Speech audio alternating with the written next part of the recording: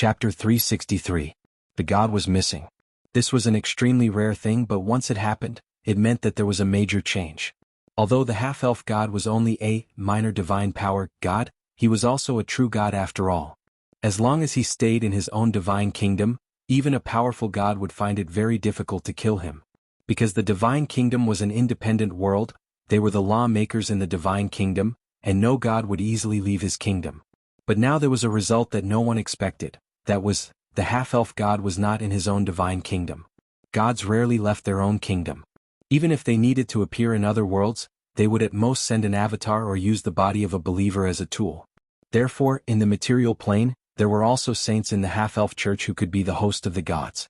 They had the ability to connect to the divine kingdom and could directly communicate with the half-elf god. But there was a problem. There was no trace of him in the divine kingdom of the half-elves. This weak god was not in his own divine kingdom. He was missing. None of the priests were able to contact this god, and none of their prayers were answered. Naturally, everyone had temporarily lost the ability to cast divine spells. This was a very serious matter. Although there were many Drool in the half-elves' homeland with Autumnfall as the center, the main force to protect the half-elves still came from the patron of the half-elves. His priests had been fighting against the orcs on the border of the wilderness, the ogres in the depths of the mountains, and the dwarves who were also not very friendly to the half-elves. The priests lost the ability to use magic, which was a devastating blow. So when they could not contact the god, the whole church began to operate frantically. This kind of thing had happened before. For example, the previous mistress of riches, after her disappearance, all the priests of riches were unable to cast divine spells.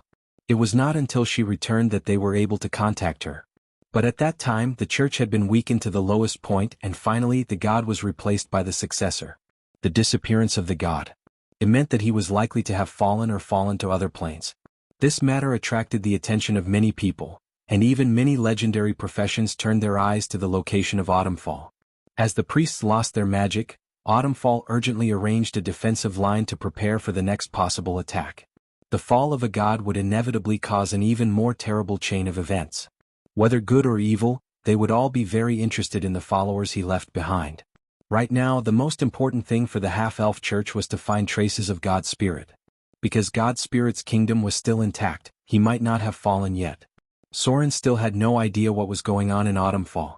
In fact, he was very busy right now because swallowing the Eastern Sea route required a lot of manpower. At the same time, he also needed to supply materials to the outer islands while expanding his territory. This caused his finances to start to feel a little pressure. Pirate King Ashrod had left behind a lot of wealth, but not much of it could be converted into Kindler. Soren had close to 300 warships of various sizes under his command, and close to 5,000 pirates under his command. Their living expenses were not small at all. The Eastern Sea route was cut off, and a problem was placed in front of Soren. That was, no matter what hatred he had in the past, he must negotiate with the Eastern pirates. Otherwise this route would be useless. His fleet could not go to the Eastern Kingdom, and the Eastern Fleet could not enter the South Coast. Dang. There was a knock on the door. Come in. Soren put down the document in his hand and said in a deep voice. Soon a middle-aged man who looked like a clerk came in. He bowed slightly and said, Your Excellency. This is the news that was recently sent. Please take a look. Soren nodded gently and said, Put it over there. Soon the middle-aged man retreated. After reading the statistics of materials and spoils, Soren reached out and picked up the stack of intelligence documents. After a little glance, he focused on the information about Whiterun and Arendelle.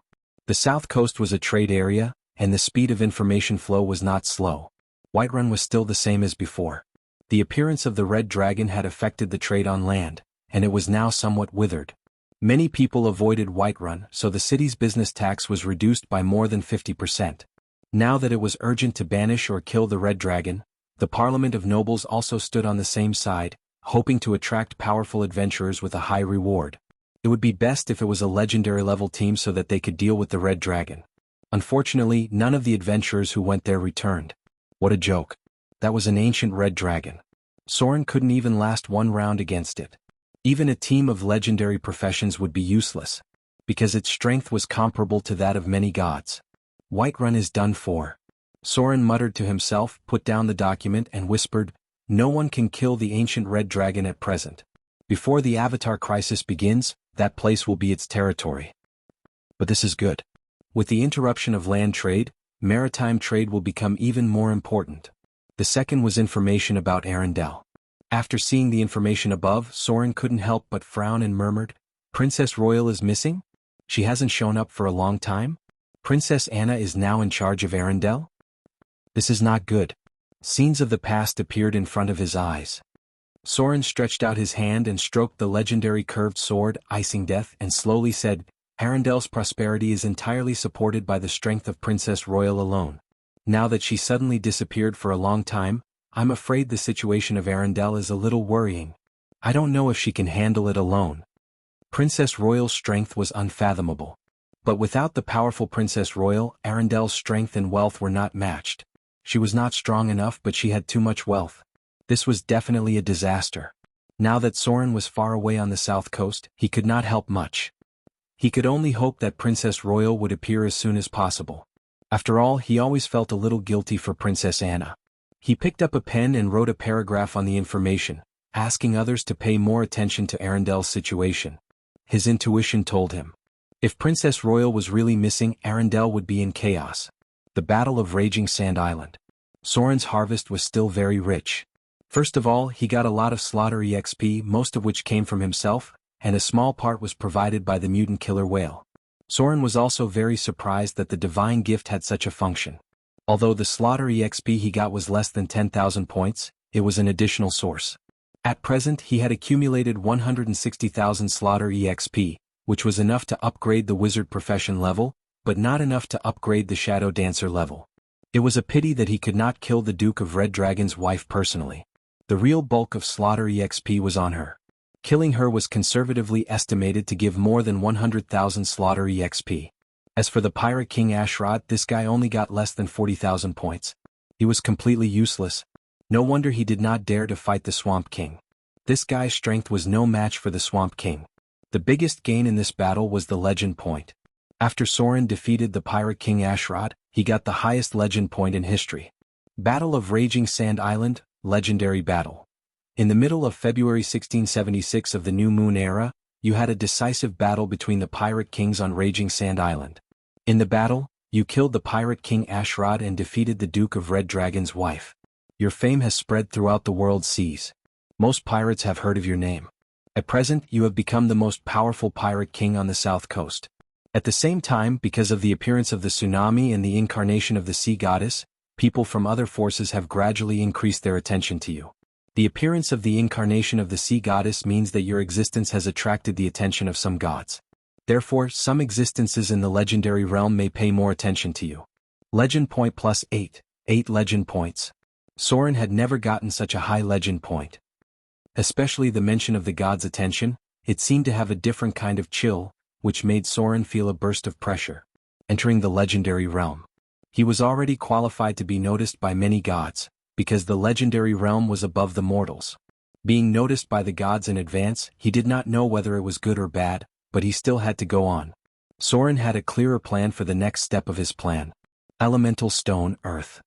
Soren played with this legendary equipment that he first got, and his face showed a thoughtful expression. All the way until now. The role of this legendary equipment had been reduced a lot because there were fewer enemies who could force Soren to activate the stone skin. At the same time, summoning the earth elemental was not very useful in the sea. But it was not completely useless, because this legendary equipment was only a part of a certain item. This was a legendary difficulty chain quest, and the final loot was a shard of divinity. Elemental Stone, Earth, Elemental Stone, Water, Elemental Stone, Fire, Elemental Stone, Air. 4 pieces of equipment combined into one. It was a grade 3 legendary item that could summon giant earth elementals, giant water elementals, giant fire elementals, and giant wind elementals at the same time. The giant elementals were second only to the legendary elemental elders. With Soren's current ability, he was qualified to try this challenge. Moreover, there was one equipment that Soren might need to go to the desert ruins to get, and that was the rogue's artifact, Cloak of Proof Against Detection. A legendary equipment that was immune to any detection spells. Chapter 364. Late February. In the blink of an eye, a week had passed. Soren was busy preparing when he finally received a response from the Eastern Pirates. The other party wanted to sit down and talk with him. There were no eternal enemies in this world, only eternal interests. Soren was not the only one who lost when the Eastern Sea route was blocked. They also could not transport expensive goods from the east to the south coast in exchange for benefits. Compared to the fertile southern areas, the eastern desert covered a large area. Because of the energy left over from the Arcane Empire, the area of the eastern desert could reach up to 2/3 of its original size. Such a large desert area greatly limited the output of the eastern world. Trade was the most important source of income for the eastern pirates. The next morning, in the sea east of Raging Sand Island, Soren saw the fleet from the east. It was hard to believe that the largest force among the eastern pirates was actually a group of pirates controlled by a group of monks. Monks who followed the evil order. They could be seen among the desert bandits and eastern pirates. They were a very difficult enemy to deal with. This time, the one who was sent to negotiate with Soren was a monk, and it was a legendary monk. Because just as the dragon-headed warship approached, several figures flew out from the opposite eastern pirate ship.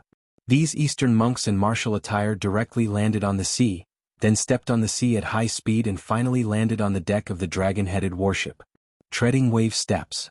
The special skill of the eastern monks belonged to a kind of secret skill that was similar to a secret skill. These monks had obvious Asian characteristics. It was not easy to describe them, but they looked 70 to 80% similar to the Indians. Soren stood on the deck with cold eyes. When the eastern monk in front of him was looking at him, Soren was also observing the other party. This was a young legendary monk. At least in terms of appearance he was not very old. His appearance was not much different from the eastern people in Soren's memory. Although his skin was more Asian, his forehead, nose and eyes had obvious Western characteristics. The other party's eyes were quite sharp, and there were thick calluses on his palms. The monks were proficient in hand-to-hand combat. It was not an exaggeration to say that their palms were like steel and iron. The most eye-catching thing about him was his skin, which had a faint golden hue to it. It was as if his yellow skin had reached a certain level and turned golden. Divine transcendence. It was a special ability unique to legendary monks. However, Soren still preferred to call it the diamond unbreakable body. This was because once a monk reached the legendary realm, they would be immune to diseases and poisons. At the same time, they would never age and would only die when their lifespan was up. Ordinary weapons couldn't hurt them, and they also had an amazing resistance to magic. Legendary monks were one of the most difficult enemies to deal with. Sir. The legendary monk stared at Soren as if he couldn't believe that Soren was the legendary beheader. In terms of appearance, Soren was too young. In terms of strength, Soren didn't seem to have reached the realm of legends, at least for now. This was because a legendary profession's soul would have a kind of sublimation. As a legendary monk with high perception, he could feel this. However, Soren's reputation was accumulated by the number of people he killed. Although the monk had doubts, he didn't show the slightest disrespect. Please? Soren stretched out his hand and made an inviting gesture. At the same time he glanced at the three monks behind him. All of them were advanced professions. The eastern pirates were still so strong. When he traveled to the eastern world he saw many legendary professions. Maybe it was because of the energy mutation during the Arcane Empire, or maybe it was because the environment was too bad. Evil creatures, evil gods, and abominations often appeared in the eastern world. There was a monk monastery that even Soren didn't dare to break into when he was at his peak. It was built directly on top of the nest of an ancient evil creature. Note, the name seems to be called Magic Sunflower, a terrible evil creature that ended an era. One of the teachings of the martial monks was to guard these ancient evil creatures. This was the same regardless of whether the monks were good, neutral, or evil. The monks of the three factions came from many different monasteries, but the essence of order still existed. Their mission was to prevent the chaotic and evil life forms from causing more damage. Even among the adventurers who were mainly active in the Eastern world, there were people who claimed that they had seen a legendary monk with a professional level of 40. Soren didn't believe this. Because a professional level 40 monk's combat power was almost off the charts.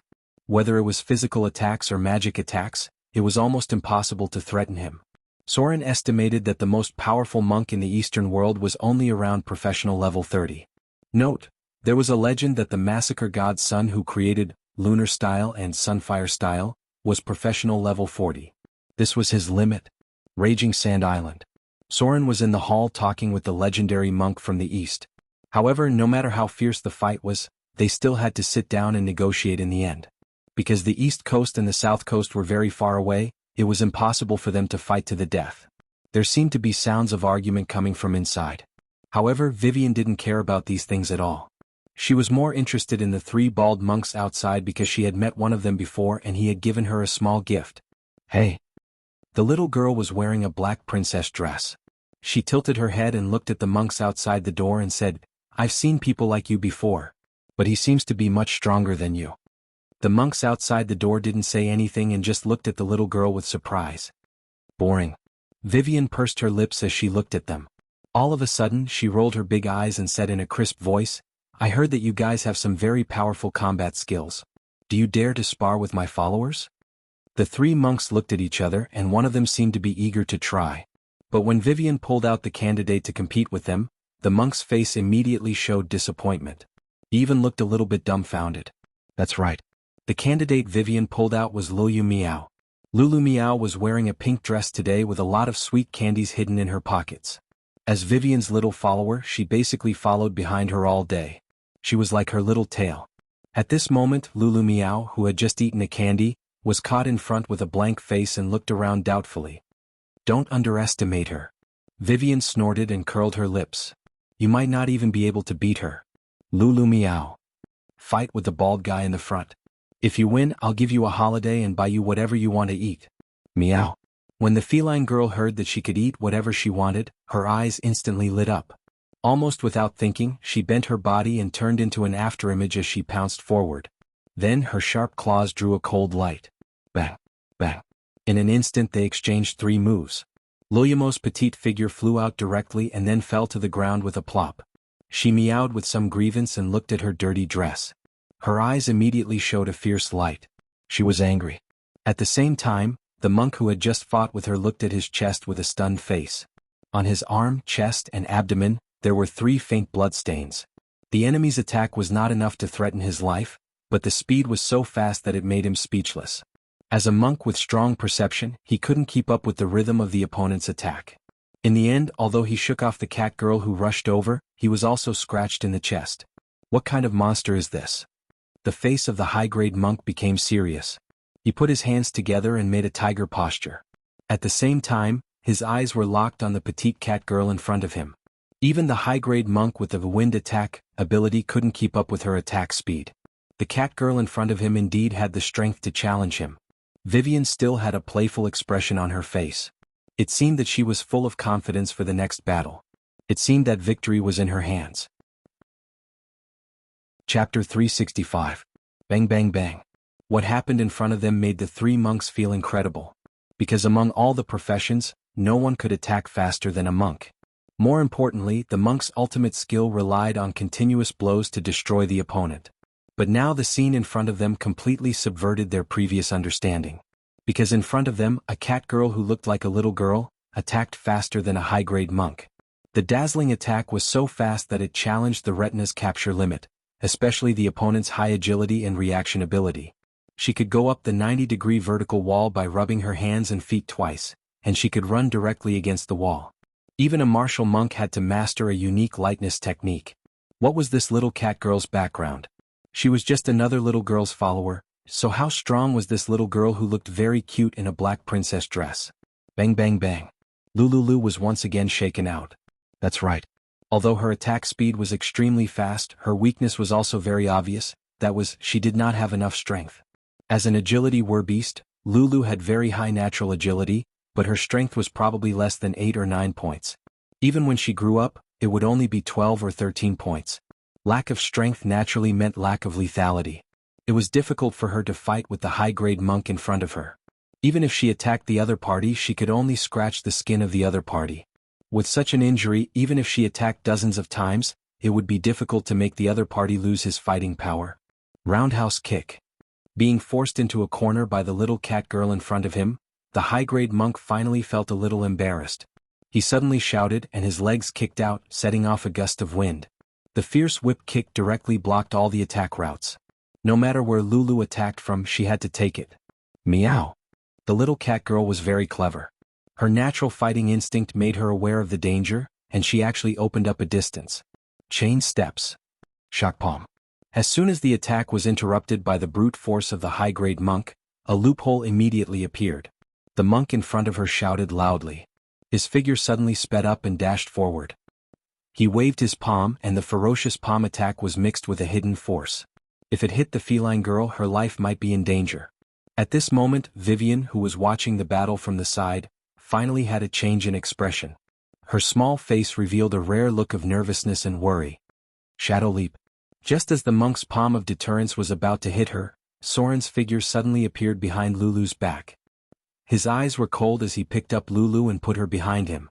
With a cold snort, he swung his fist and blocked the attack in front of him head-on. Bang! Soren's figure stood motionless in the same place, only slightly stiff for a moment. The high-grade monk took 3 steps back in a row and looked at Soren in disbelief. The other party was directly immune to the hidden force of the palm of deterrence. The other party's tenacity was so high that he was not like a rogue, but more like a legendary warrior. His attack just now was like a cow sinking into the sea. The legendary pirate king in front of him definitely had a physique far beyond that of ordinary people. This was very difficult for rogues because the direction of their training was more about their skills, not their own constitution. Stop. Soren snorted coldly, looked at Vivian with a slightly reproachful look and whispered, "Nonsense. You two go back. From today on you're not allowed to go out. I'm going to put you in confinement for 2 days." The movement outside finally alarmed the people inside. Soren just went out and saw the scene in front of him. Vivian Lawless didn't know the depth of the high-grade monk, but Soren knew that some of their unique fighting skills were quite dangerous. That was why he had just appeared to take the attack. If he hadn't appeared to take the attack, Lulu would have been seriously injured and unconscious. A 7 or 8-year-old cat girl, no matter how talented she was, without the support of a profession, it was impossible for her to be the opponent of a high-grade monk. Clap, clap, clap. There was a burst of applause. The legendary monk's figure also came out. His expression seemed a little dignified and he suddenly said, "Your Excellency really deserves to be called the legendary beheader. Your strength is really impressive." That move just now. As a legendary profession he could see a lot of things. First of all, Soren's tenacity was extremely high, almost comparable to a legendary warrior, and he was directly immune to the hidden force of the palm of deterrence. Then there was Sauron's strength. He could take a normal punch head-on and force his subordinates back. His strength was not inferior to a purebred warrior. "You flatter me." Soren turned around and stared at Vivian. The little girl seemed a little scared. She grabbed Lulu and whispered, "I just want to use them to train Lulu. Besides, she still has a unique skill that she hasn't used yet." Soren frowned and said in a deep voice, "Go back to your room. I'll deal with you later." At this time, the legendary monk in front of him suddenly seemed to have made a decision and said, "Your Excellency, since we are arguing about the distribution of the Eastern Sea route, how about this? I'll compare notes with you. If you win, everything will be according to your requirements. If I win, then we will have the right to free trade on the south coast." Compare notes? Soren was stunned for a moment, then he looked at the monk and said in a deep voice, "Okay." Sure enough, he didn't come with good intentions. This guy probably wanted to test his strength. In this case he couldn't back down. "Please?" There was a hint of belligerence in the eyes of the legendary monk. He raised his hand and made a gesture of invitation. Then his palms glowed with a faint golden color. Combat energy strike. After the monk's profession level reached level 10, the palms would be made into +1 rare weapons. When the profession level reached level 13, the palms would be regarded as +2 rare weapons. After every 3 profession levels, the monk's unarmed attack ability would be strengthened. The legendary monk's hands were equivalent to +4 rare weapons, and could reach up to +5. Some Eastern secret methods could train their hands into a metal-like structure. At that time, the monk's palms would be as strong as diamond. Combat energy strike was what adventurers called it. The original name of this ability was Kill Strike, a deadly attack ability. Shang. The legendary curved sword Icing Death appeared in Soren's palm. This level of competition didn't allow for any carelessness. Sometimes it couldn't even be done. Traceless steps. Facing the legendary pirate King Soren, the legendary monk didn't have the slightest carelessness. He started with a fierce attack and wanted to use the monk's wind attack to suppress the opponent. Penetrating shock palm. The legendary monk, who was proficient in unarmed attacks, approached at high speed and raised his hand to slap Soren's chest. Clang. The slightly golden palm hit the curved sword, and a force passed through the blade to Soren's body. He couldn't help but tremble as if he had been punched in the chest. This was a combat skill to deal with a warrior wearing full plate armor, but the monk actually used it to deal with a rogue. He was really careful. Sword form, spinning strike. The curved sword in Soren's hand drew a cold light and directly slashed toward the monk's waist. The legendary monk avoided the attack with an iron bridge, and at the same time, his legs swept toward Soren's crotch. Sweeping kick. Chain strike. Whirlwind kick. The legendary monk was proficient in continuous attacks, and the speed of the wind attack was simply dazzling. Sword form, beheading. In the face of the enemy's ferocious continuous attacks, Soren didn't panic at all. He was very clear about the monk's fighting style, which was to never show weakness. Once he retreated, he would be beaten until he couldn't fight back. He suddenly burst out and swung his sword toward the monk's head. As long as the monk kicked Soren's body, he would be exposed to the light of his sword. Moving step. Cloud ladder. In the face of Soren's counterattack, the legendary monk's expression became more and more serious. Although the enemy didn't use many abilities from beginning to end, it was these simplest moves that reflected the opponent's true strength. Incomparably powerful attributes, extremely high conditioned reflexes, astonishing dodging techniques, and an almost inhuman immunity. The penetrating shock palm, which could directly stun a warrior wearing plate armor, hit the monk's body like sinking into the sea. The figure of the legendary monk rose from the ground and rose to a height of 20 meters as if he was enchanted. His expression was quite serious and he fell from the sky like a cannonball. At the same time, his palms slammed together and a scorching breath emerged. Sun flame form. A group of flames visible to the naked eye exploded, and the scorching heat waves raged out. When the legendary monk waved his hand, a strong force also broke out, and directly shook Soren's figure upside down. Cough. Soren retreated 7 or 8 meters in a row, and suddenly rolled to stabilize his body. At the same time, he reached out and wiped the blood from the corner of his mouth and murmured, "I didn't expect to see this move again after so many years." Sun flame form. In the past, many people jokingly called it Nine Suns divine art, which showed how powerful it was. Sun flame form, lunar shadow form, traceless steps. The 3 ultimate moves of the legendary monk who didn't know how many people died because of these moves. Evade sight. Shadow leap. Soren's eyes became cold, and his figure escaped into the shadows as if he had completely disappeared. He was serious, because it was difficult for him to defeat a legendary monk in a head-on battle. P.S. Today's first update, there is one more update. Chapter 366. Whirlwind kick. In the face of Soren's disappearance, the legendary monk's reaction was extremely fast. He stomped his foot and inserted it into the soil. Then a whirlwind kicked up a large area of soil, and then his legs kicked up a gust of wind. The wind blew the soil away in all directions, covering a range of more than 10 meters in front of him. As expected of a legendary profession with rich combat experience. If Soren stayed in the same place after entering the shadow, the raised dust would expose his trace. However, Soren was not an ordinary rogue. He could be said to have used all his strength against the legendary monk. After his figure entered the shadow, he instantly launched Shadow Jump and left his original position. Ha! The legendary monk retracted his leg and bounced back, not daring to stay in the same place. The raised dust did not find any trace of Soren. This legendary rogue had already lurked near him. Unless the other party moved first, even he could not determine the specific location of the enemy. The legendary monk put on a defensive posture. At the same time, he moved around a circle at high speed to avoid Soren finding his weakness. In fact, without the buff spell in advance, Soren's situation was slightly disadvantageous. Fortunately, the monks were all professions with high perception. In terms of attributes, Soren was likely to have a high advantage. The legendary monk had a strong instinct to dodge. Conventional sneak attacks were easy to be detected by them.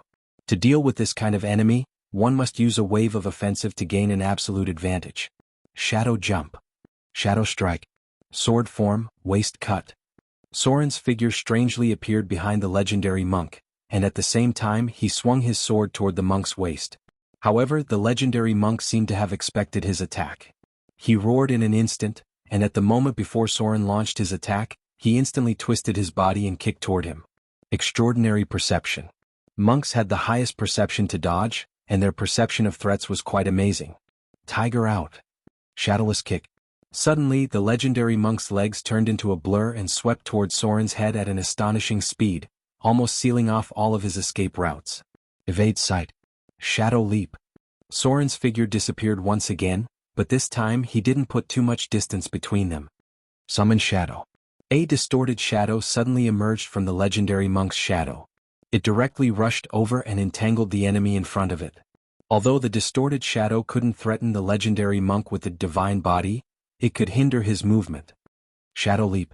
Soren's Shadow Step in Shadow Realm was an important skill that allowed him to use Shadow Step in Shadow Realm. Once again he appeared behind the legendary monk. Vampiric Touch.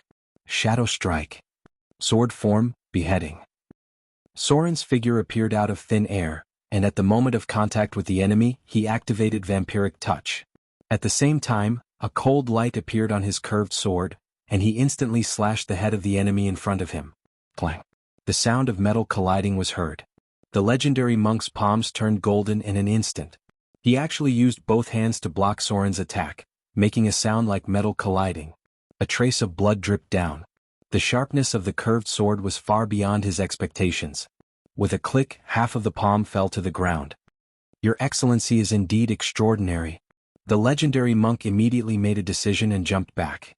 In an instant he was more than 10 meters away. His voice trembled slightly because of the pain.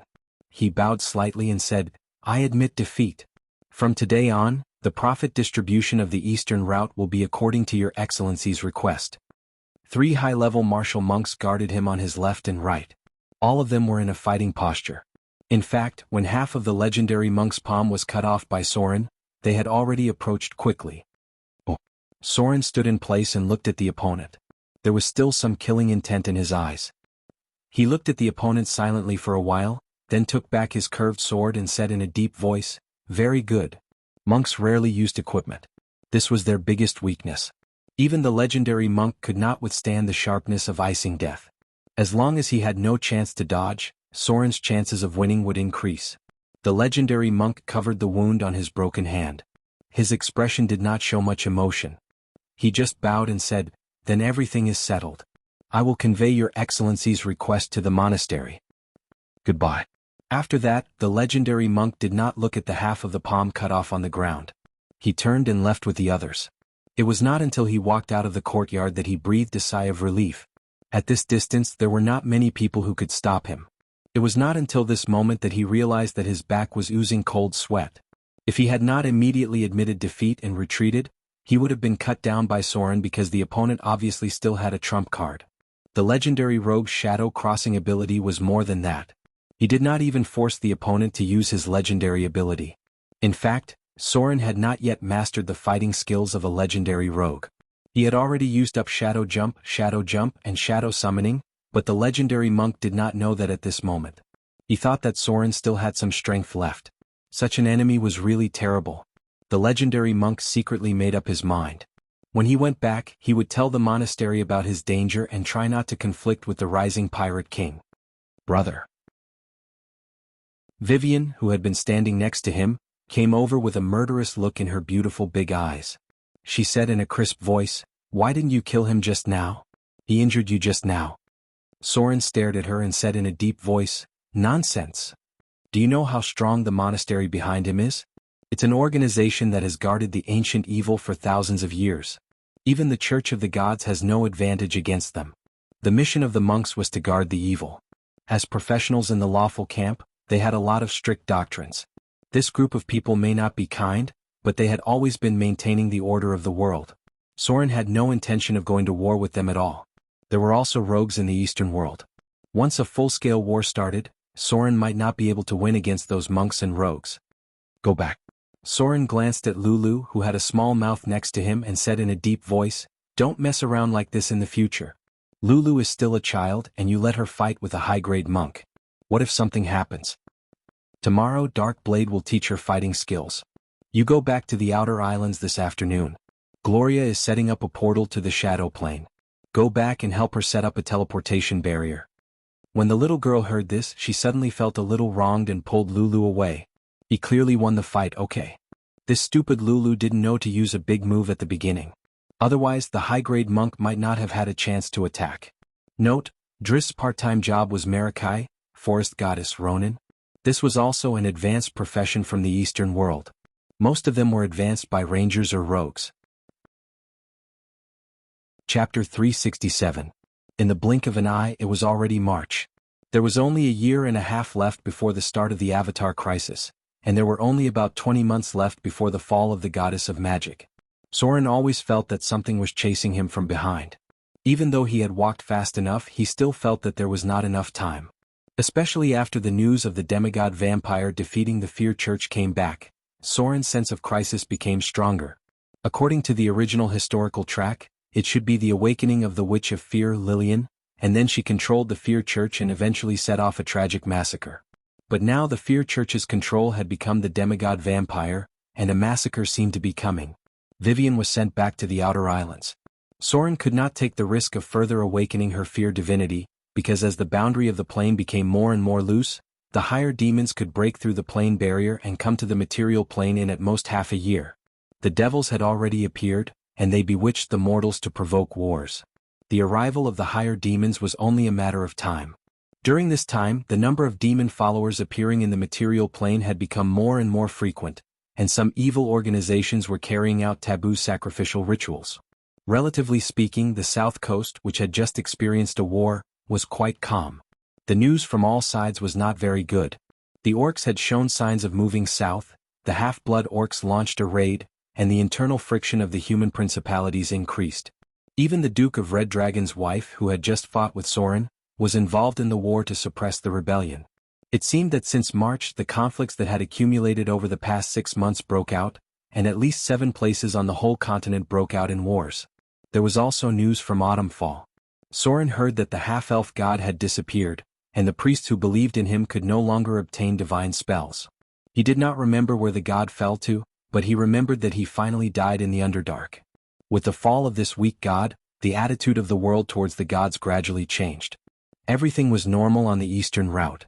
The mission of the monks' monastery was to suppress those ancient evils. At least before the destruction of the demon army, many powerful monks lived in seclusion all over the world. This was their tradition. Just like the Fist Master Soren had met, he should also be cultivating somewhere. The Eastern Sea route was used to provide for the monastery's consumption. Cultivating monks also required a large amount of resources, and many secret techniques required expensive medicinal herbs to practice. Soren knew his limits. This was because he was a member of the Order faction. Coincidentally, the monk was also a member of the Order faction.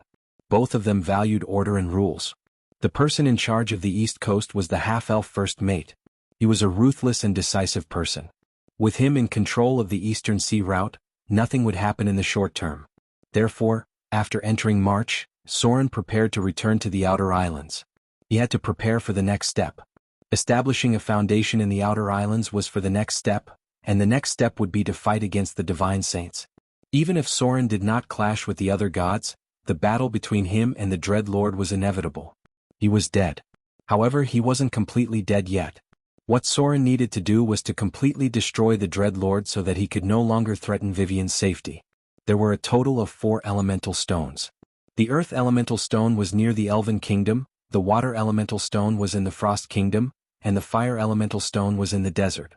Soren was very clear about the approximate location of these 3 places, but he only knew that the last Gas Elemental Stone was in a very dangerous area. This was a legendary level chain quest.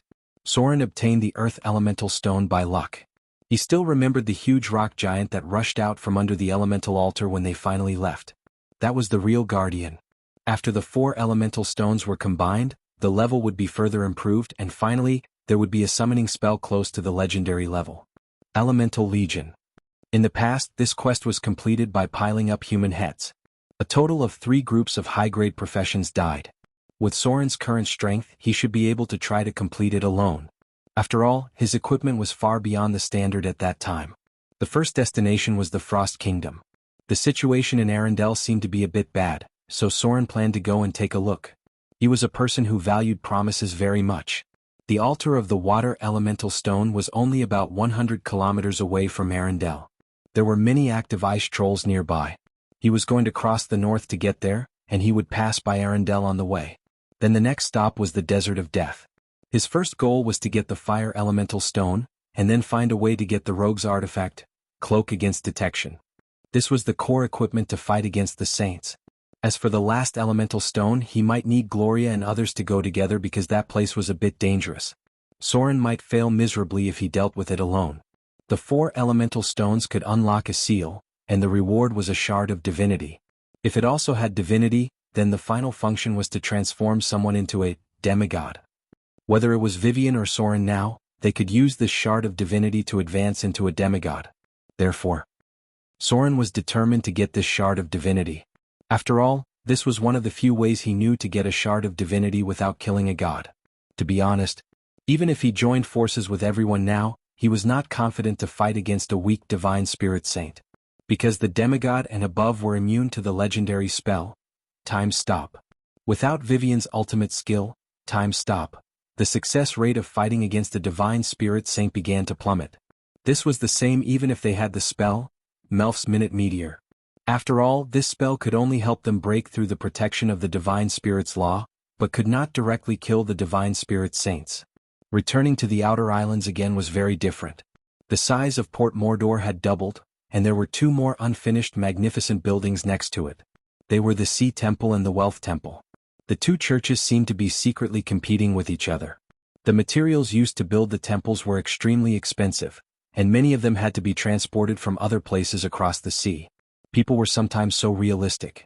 The more majestic the temple was, the more likely it was to attract believers. According to this progress, it was impossible to build a temple in a year or 2. The merchant ships from the City of Wealth had approached, and the trade of the outer islands had attracted many people. Especially now that the war on land was getting more and more serious, the outer islands would help expand the influence of the goddess of wealth in the field of trade.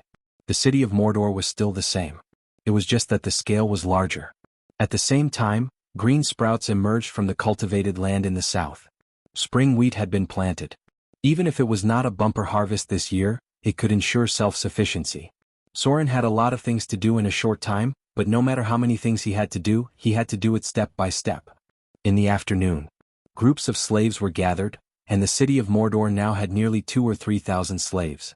Soren stood on the high platform and looked down at the slaves below, then nodded to the red-haired female pirate next to him, and then nearly 30 slaves were brought out. I'm a person who values promises.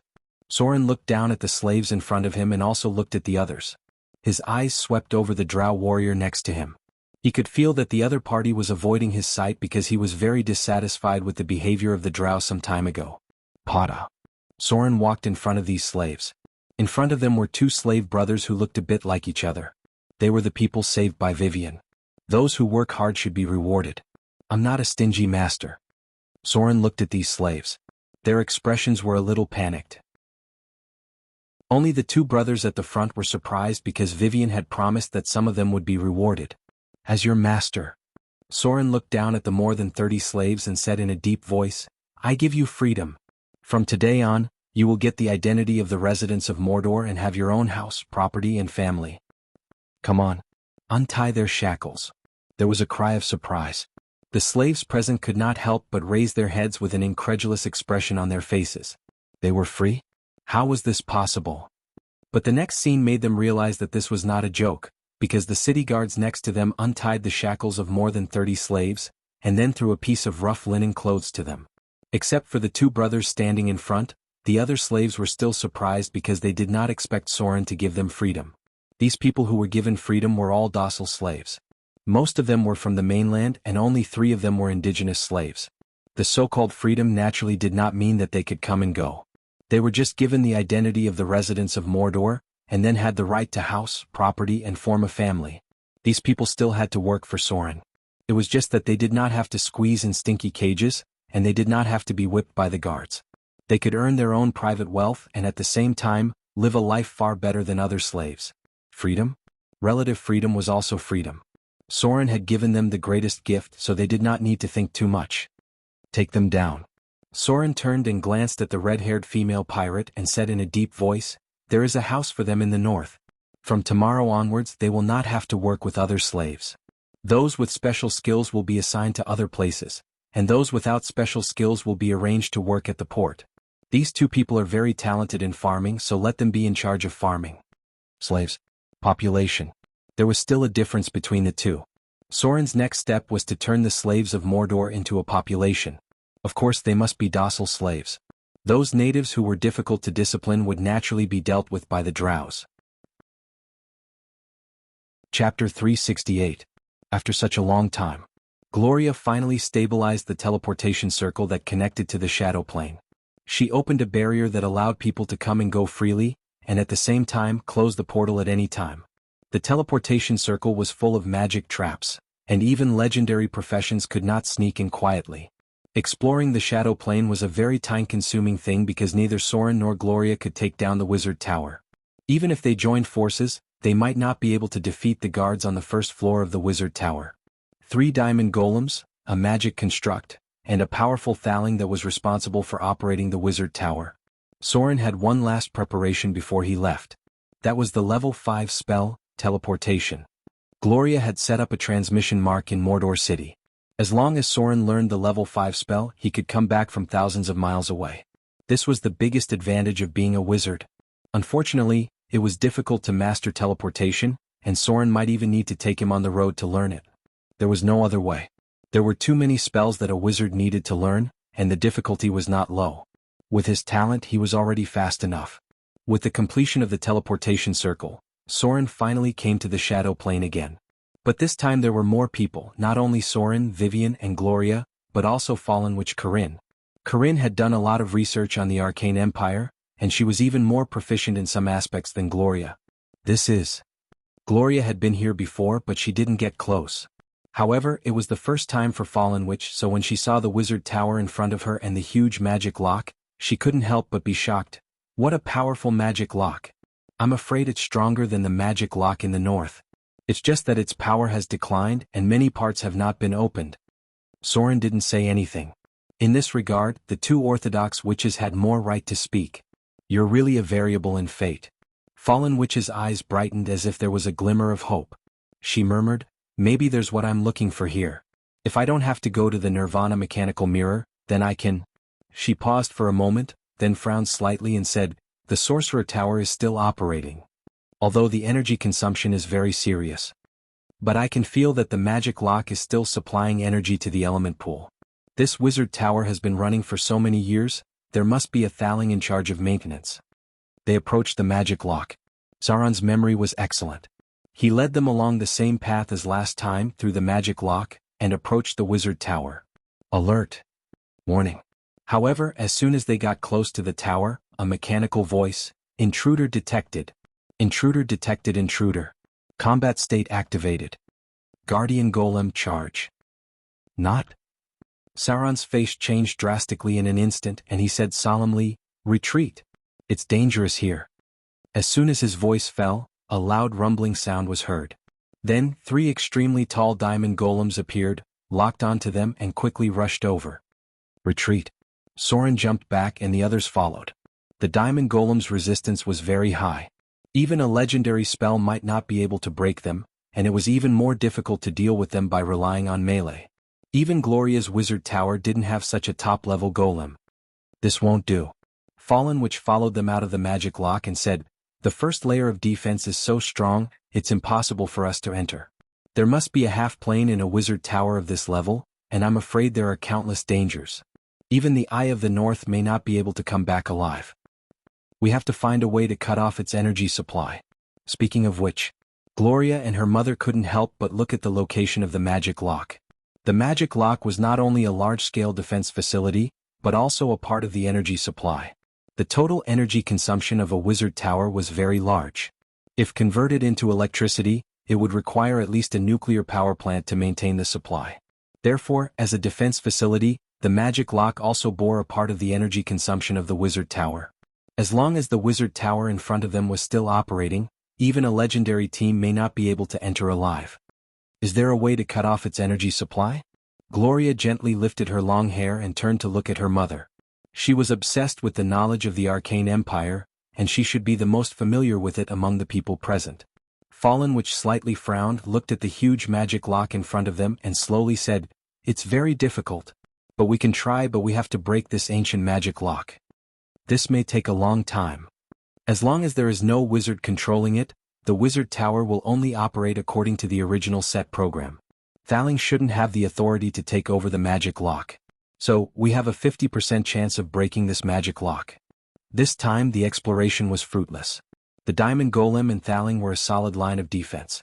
Soren could barely deal with one diamond golem, but if 3 diamond golems attacked at the same time, even a legendary warrior wouldn't be able to withstand a round of attacks. If they wanted to explore this wizard tower, they had to cut off its energy supply. Therefore, they had to cut off its energy supply. The adept tower that maintained its operation was too terrifying. If they rashly went in, there was only a slim chance of survival. As long as the energy supply was cut off, the guardian golems would not be able to operate. The defense system in the wizard tower would be automatically removed. It would only rely on the energy stored in the elemental pool to maintain a small part of the defense program. The technology of the Arcane Empire had a high demand for energy. This was similar to modern technology. Without electricity and fuel, many things would become decorations. At that time, the difficulty of exploration would plummet.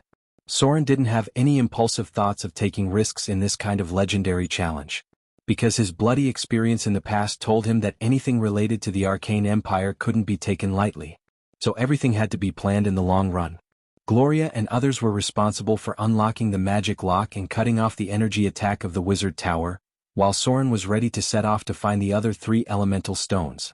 If he could collect them, not only could he get a piece of shard of divinity, but he could also summon an elemental legion to replace the warriors as expendable cannon fodder when exploring the wizard tower. Therefore, in the middle of March, Soren embarked on the road to the north. This time he wanted to cross the north, fly over the rolling mountains and enter the Frost Kingdom. He had memorized the teleportation coordinates. As long as he mastered the 5th circle's teleportation spell, he could return to the outer islands at any time. This was the convenience of being a wizard.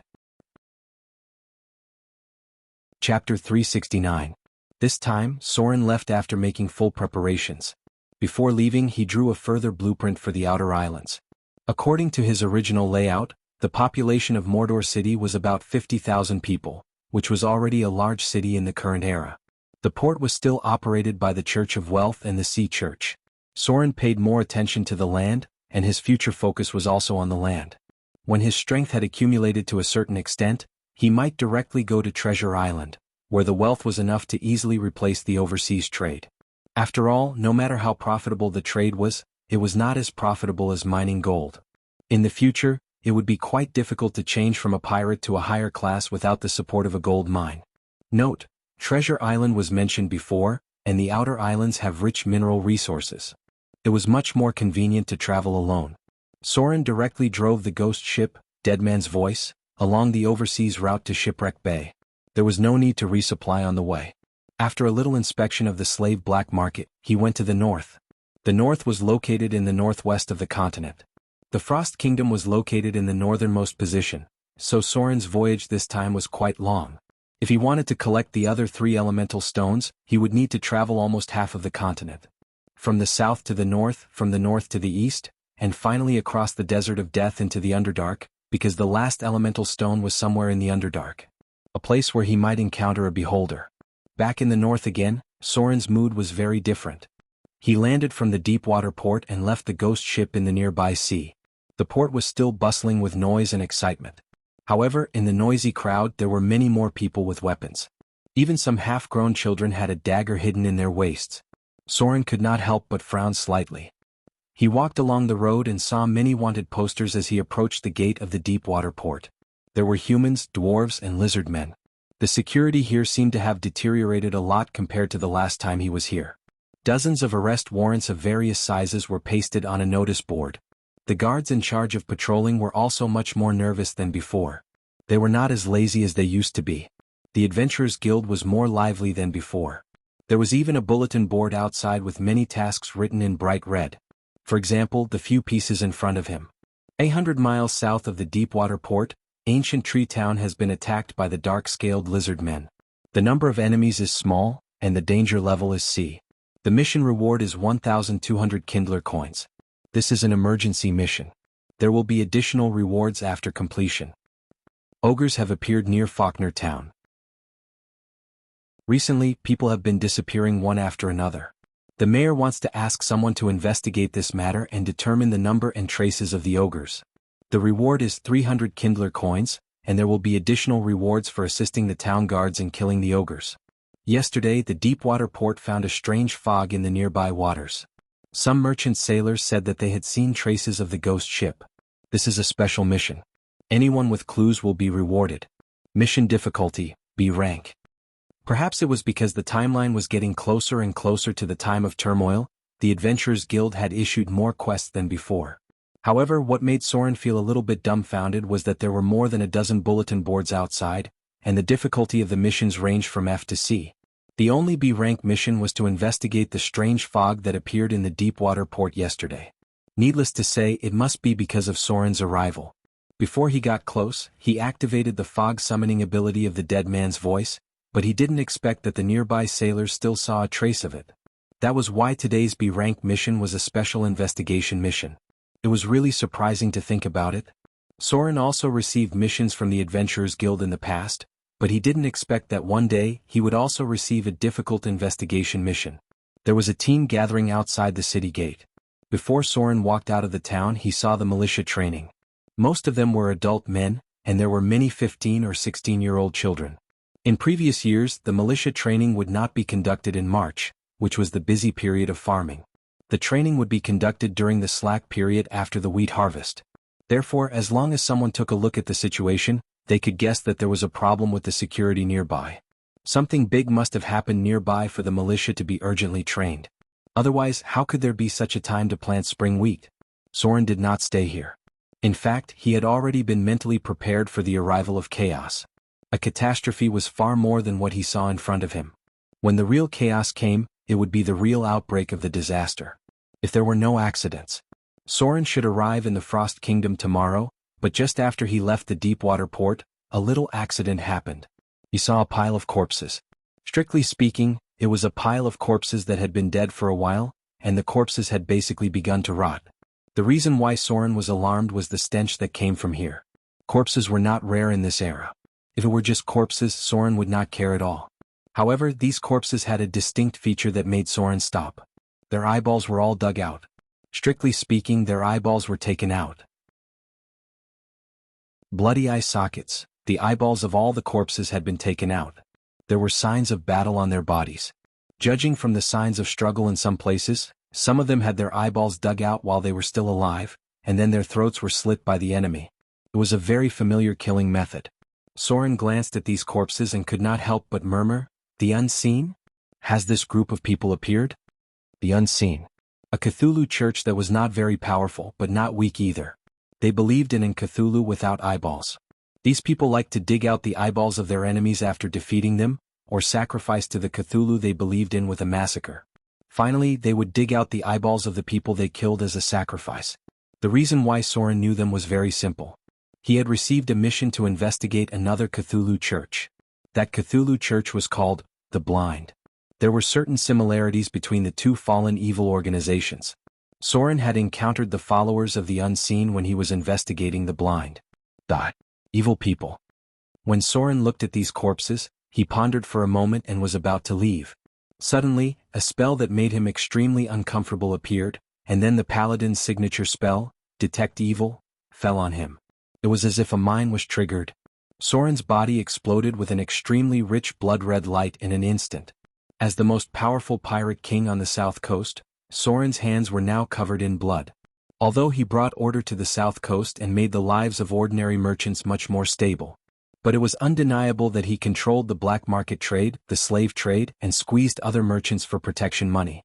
Therefore, no matter from which point of view, the evil aura on Soren's body was very strong.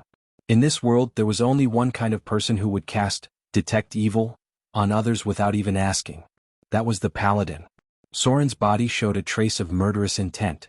If there was anything in this world that he hated the most, it was undoubtedly the Paladin who cast Detect Evil on others. So at this moment he had the urge to kill. But what he didn't expect was that the Paladin in front of him was the first one to shout, "Die!" It was a young and handsome man. He looked like a noble because he was wearing a gorgeous full body armor. After he cast Detect Evil on Soren, he had a righteous expression on his face and directly slashed at him with his sword. At first glance, this Paladin didn't have much combat experience. The distance between the two hadn't closed, but he had already begun to accelerate. Soren could even see the trajectory of his attack with his eyes closed. This was a rookie who lacked experience.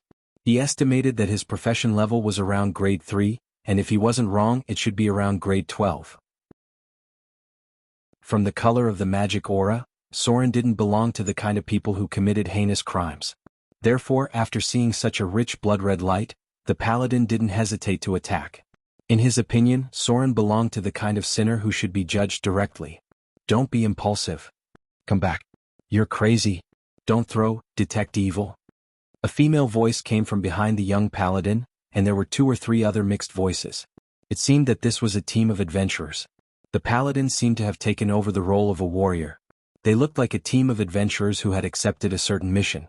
And the paladin in front, after seeing the pile of corpses and Soren standing next to them, his first reaction was not to ask, but to throw out, detect evil. What the F***ck? With a clang, Soren instantly pulled out his curved sword, icing death, and then rushed forward at high speed like a monk. After swinging his sword to block the paladin's attack, he slashed at his head. Oh! There was a cry of alarm. 3 figures rushed out from the side of the woods. One of the female voices sounded familiar to Soren. There were quite few people who could make him feel familiar, so after a moment of hesitation, he twisted his sword and replaced the blade with the back of the sword. Clang! Thump! The young paladin was knocked unconscious and fell to the ground like an onion. Soren turned to look at the 4 adventurers who were approaching. He glanced at them and immediately found a familiar figure. Annalyn, the young priestess who had helped them in Amber City. P.S. That's all for today. Chapter 370. Swoosh. A sharp arrow flew out from the front. Soren's ears moved slightly and he frowned. In an instant, his hand moved as fast as lightning, and in front of the other party's incredulous expression, he directly caught the arrow with his bare hands. Catching an arrow with his bare hands? There was dead silence all around, and the thief who had just shot an arrow could not help but open his mouth wide. He had just seen the paladin being stunned by Soren, and without thinking much, he shot an arrow to avoid the enemy, but he did not expect that the other party could catch the arrow with his bare hands. It was almost instantaneous. The adventurer team in front of him realized that all of them together might not be a match for this man. Soren looked at the group in front of him. A paladin, a priest, a rogue, and a ranger. The last person was wearing a robe, so it was hard to tell, but the probability of him being a spellcaster was very high. He was either a wizard or a warlock. This was a standard adventurer team. The paladin and the ranger replaced the warrior and barbarian. The rogue looked like a veteran, and his reaction was the fastest among all of them. This kind of adventurer team configuration was enough to deal with most situations. The expression on the young priest's face changed very quickly. At first, it was worry and surprise, then doubt and contemplation, and then there was a look of shock on her face. Because she recognized Soren in front of her. Half a year. Soren's appearance did not change much. What really changed was his aura. From a lowly thief in Amber City to the most powerful pirate king on the south coast. The changes that happened to him made his aura completely different. Ew. The young priest could not help but take a step forward in surprise. The rogue next to her was very alert and pulled her back. And Leah still had an expression of disbelief and murmured, "You are Soren?" They knew each other? Hearing the young priest in front of them call out Soren's name, the others could not help but breathe a sigh of relief. Because the man in front of her was unbeatable. If they knew him, they might be able to avoid this battle. Even though they hadn't fought yet, the other adventurers in the party were already drenched in cold sweat. Soren had taken countless lives along the way, and this kind of murderous aura was not something adventurers of their level could handle. Not to mention, Soren also had the terrifying gaze of divinity. If it was someone with a slightly weaker willpower, they might have been so scared that their legs would have gone soft. Clang. Soren sheathed his curved sword and looked at the priestess in front of him. He nodded and said, "Long time no see." The priestess had a complicated expression on her face as she slowly said, "You're not dead. This is great. After what happened that day, I've been worried about you and Vivian's safety. But when I went to the slums the next day, it was already in ruins. I searched for a long time, but I couldn't find any trace of you. Is Vivian okay?" The expression on Soren's face softened a little and he said softly, "Vivian is fine. We've already left Amber City a day in advance." The priestess's face was full of doubts. It seemed that she had a lot of questions in her heart, such as why Soren would appear here, and how did his strength become so strong in just a little more than half a year. After such a big incident in Amber City, she also put in double the effort and finally became a grade 3 priestess. But now, it seemed that she might not be able to win against Soren. Soren didn't mean to say too much. He glanced at the other adventurers in the party and said in a deep voice, "Are you here because of other missions, or are you here to investigate the unseen?" Silence. Facing Soren's question, the others were obviously silent. The priestess's face was a little hesitant. She gritted her teeth and said, "We received a mission to investigate their identity." "Are they called the unseen? Do you know their identity? You don't even know the situation of the unseen?" Soren shook his head after hearing this sentence. He didn't know if they were too bold or eager to die. He said in a deep voice, "If it's really to investigate the unseen, I suggest you go back now and ask the higher-ups to send high-grade professions. With your current strength, it's okay if you can't find them, but if you find them, I'm afraid none of you can go back alive." Alarmist talk? Or is it true? Soren's words made the others' faces dignified. The ranger and the thief next to him looked at each other and bowed slightly. "Your Excellency, do you know their situation? These people have killed many ordinary people. Recently, some people from the church have been investigating them." With Soren's strength, whether good or evil, he was worthy of them calling him Your Excellency. Soren looked down at the unconscious paladin, thought for a moment and said, "The Unseen. An organization that believes in evil gods. They like to dig out the eyeballs of their enemies after killing them, and they prefer to dig out the eyeballs of living people directly during sacrificial ceremonies. I'm not sure what kind of followers they have, but I know that there are two legendary professions among them. With your strength, you're simply going to die." Silence. The young priestess's expression was a little stiff and she slowly said, "But the church has no way to mobilize more people. Recently, the vampires' movements have been abnormal, and high-grade priests have been sent to deal with those vampires." Vampires? Is it related to the demigod vampire? Soren frowned slightly and said in a deep voice, "What's wrong with the vampires recently?" The young priestess's face showed a little hesitation and then she said, "There are many vampire servants in the south and north. We suspect that there is a vampire church that is constantly turning ordinary people into vampires. Recently, the priests of the God of Light are gathering people.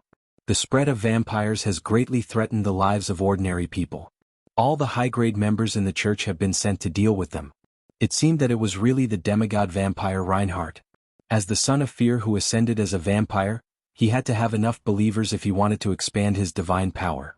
Ordinary people couldn't become his believers. His core clergy was the Lord of Vampires, which greatly limited the scope of his believers.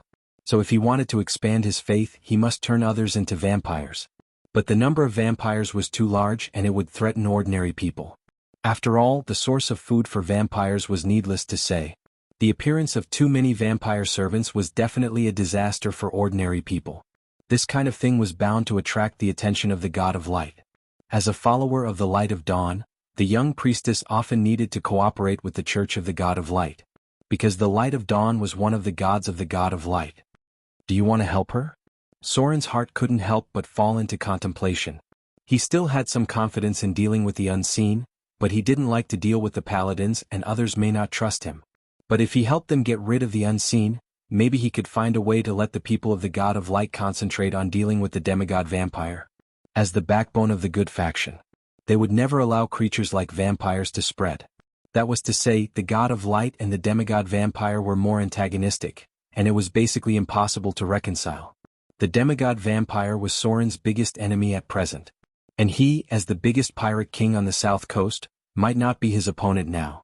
After all, the other party had succeeded in becoming a god. Soren didn't like to owe others. So after thinking for a moment, he said in a deep voice, "Follow me. I'll help you track them." After that, he turned and walked in one direction. The adventurers behind him looked at each other in surprise, and finally turned their eyes to the young priestess. After seeing her nod, they immediately came forward to help the unconscious paladin, and then quickly followed the pace of Soren, a rogue who seemed to be at the legendary level. If they had the help of this rogue, they would undoubtedly have a high chance of winning against the unseen. Soren's tracking ability had always been strong. Basically, his basic skills had been improved slightly after every battle, but because these improvements were relatively scattered, he didn't care much about the improvement of 1 or 2 points of basic skills. Naturally, there was no need to pay too much attention to it. Note, the increase of 1 or 2 points after each battle is not specifically listed. At present, his overall basic skills had all improved by 20 or 30 points compared to the past, and the improvement in wilderness survival, search, intimidation, and listening were even more obvious. Soren's tracking speed was very fast. The adventurers behind could only wake up the paladin and then quickly follow up. There was a sound of argument behind him. It seemed that the paladin who woke up still wanted to destroy the evil. Soren was not interested in this at all, but if the other party dared to come up again, he would never be merciful. A day's time passed like this. Soren followed the traces left behind at high speed, and the adventurers behind followed all the way. The paladin seemed to be very repulsed by him, but because he was defeated by Soren in one move, there was still a little fear in his eyes. If a war really broke out, they estimated that they wouldn't last more than a few minutes in Soren's hands. The next day, the traces of Soren's tracking became more and more obvious. The unseen were obviously moving in a large group, and there were probably more than 10 of them, so the traces left behind were more obvious. They tracked the unseen all the way to a place called Withered Leaf Town in the north. As they approached the town, the traces left by the unseen in the wilderness faded a lot, but according to Soren's intuition, the unseen should have entered the town. "It's here." He stopped, turned to look at the others and said in a deep voice, "The unseen should be inside. Your goal is too obvious. Let's split up and move in pairs." Chapter 371. As soon as he heard that they were going to split up, the young paladin immediately wanted to object. But at this time the young priestess glanced at him and said, "Okay, let's do it this way. You two go together. Dino, you follow Lancaster. I'll go with Soren." The paladin opened his mouth and wanted to say something, but he was interrupted by the veteran rogue next to him. He seemed to have guessed a little bit of Soren's identity. In fact, this veteran rogue had seen Soren's curved sword several times along the way. As a rogue, he had some understanding of the legendary figures of his profession. Yesterday he followed Soren for a whole day. The more he looked at Soren, the more he felt that Soren was the legendary beheader, the most powerful pirate king on the south coast. For this existence the outside world had different opinions. Some people thought that he was a formidable figure while others thought that he was too ruthless. But there was no doubt that if anyone angered His Excellency the Beheader, they would end up in a terrible state.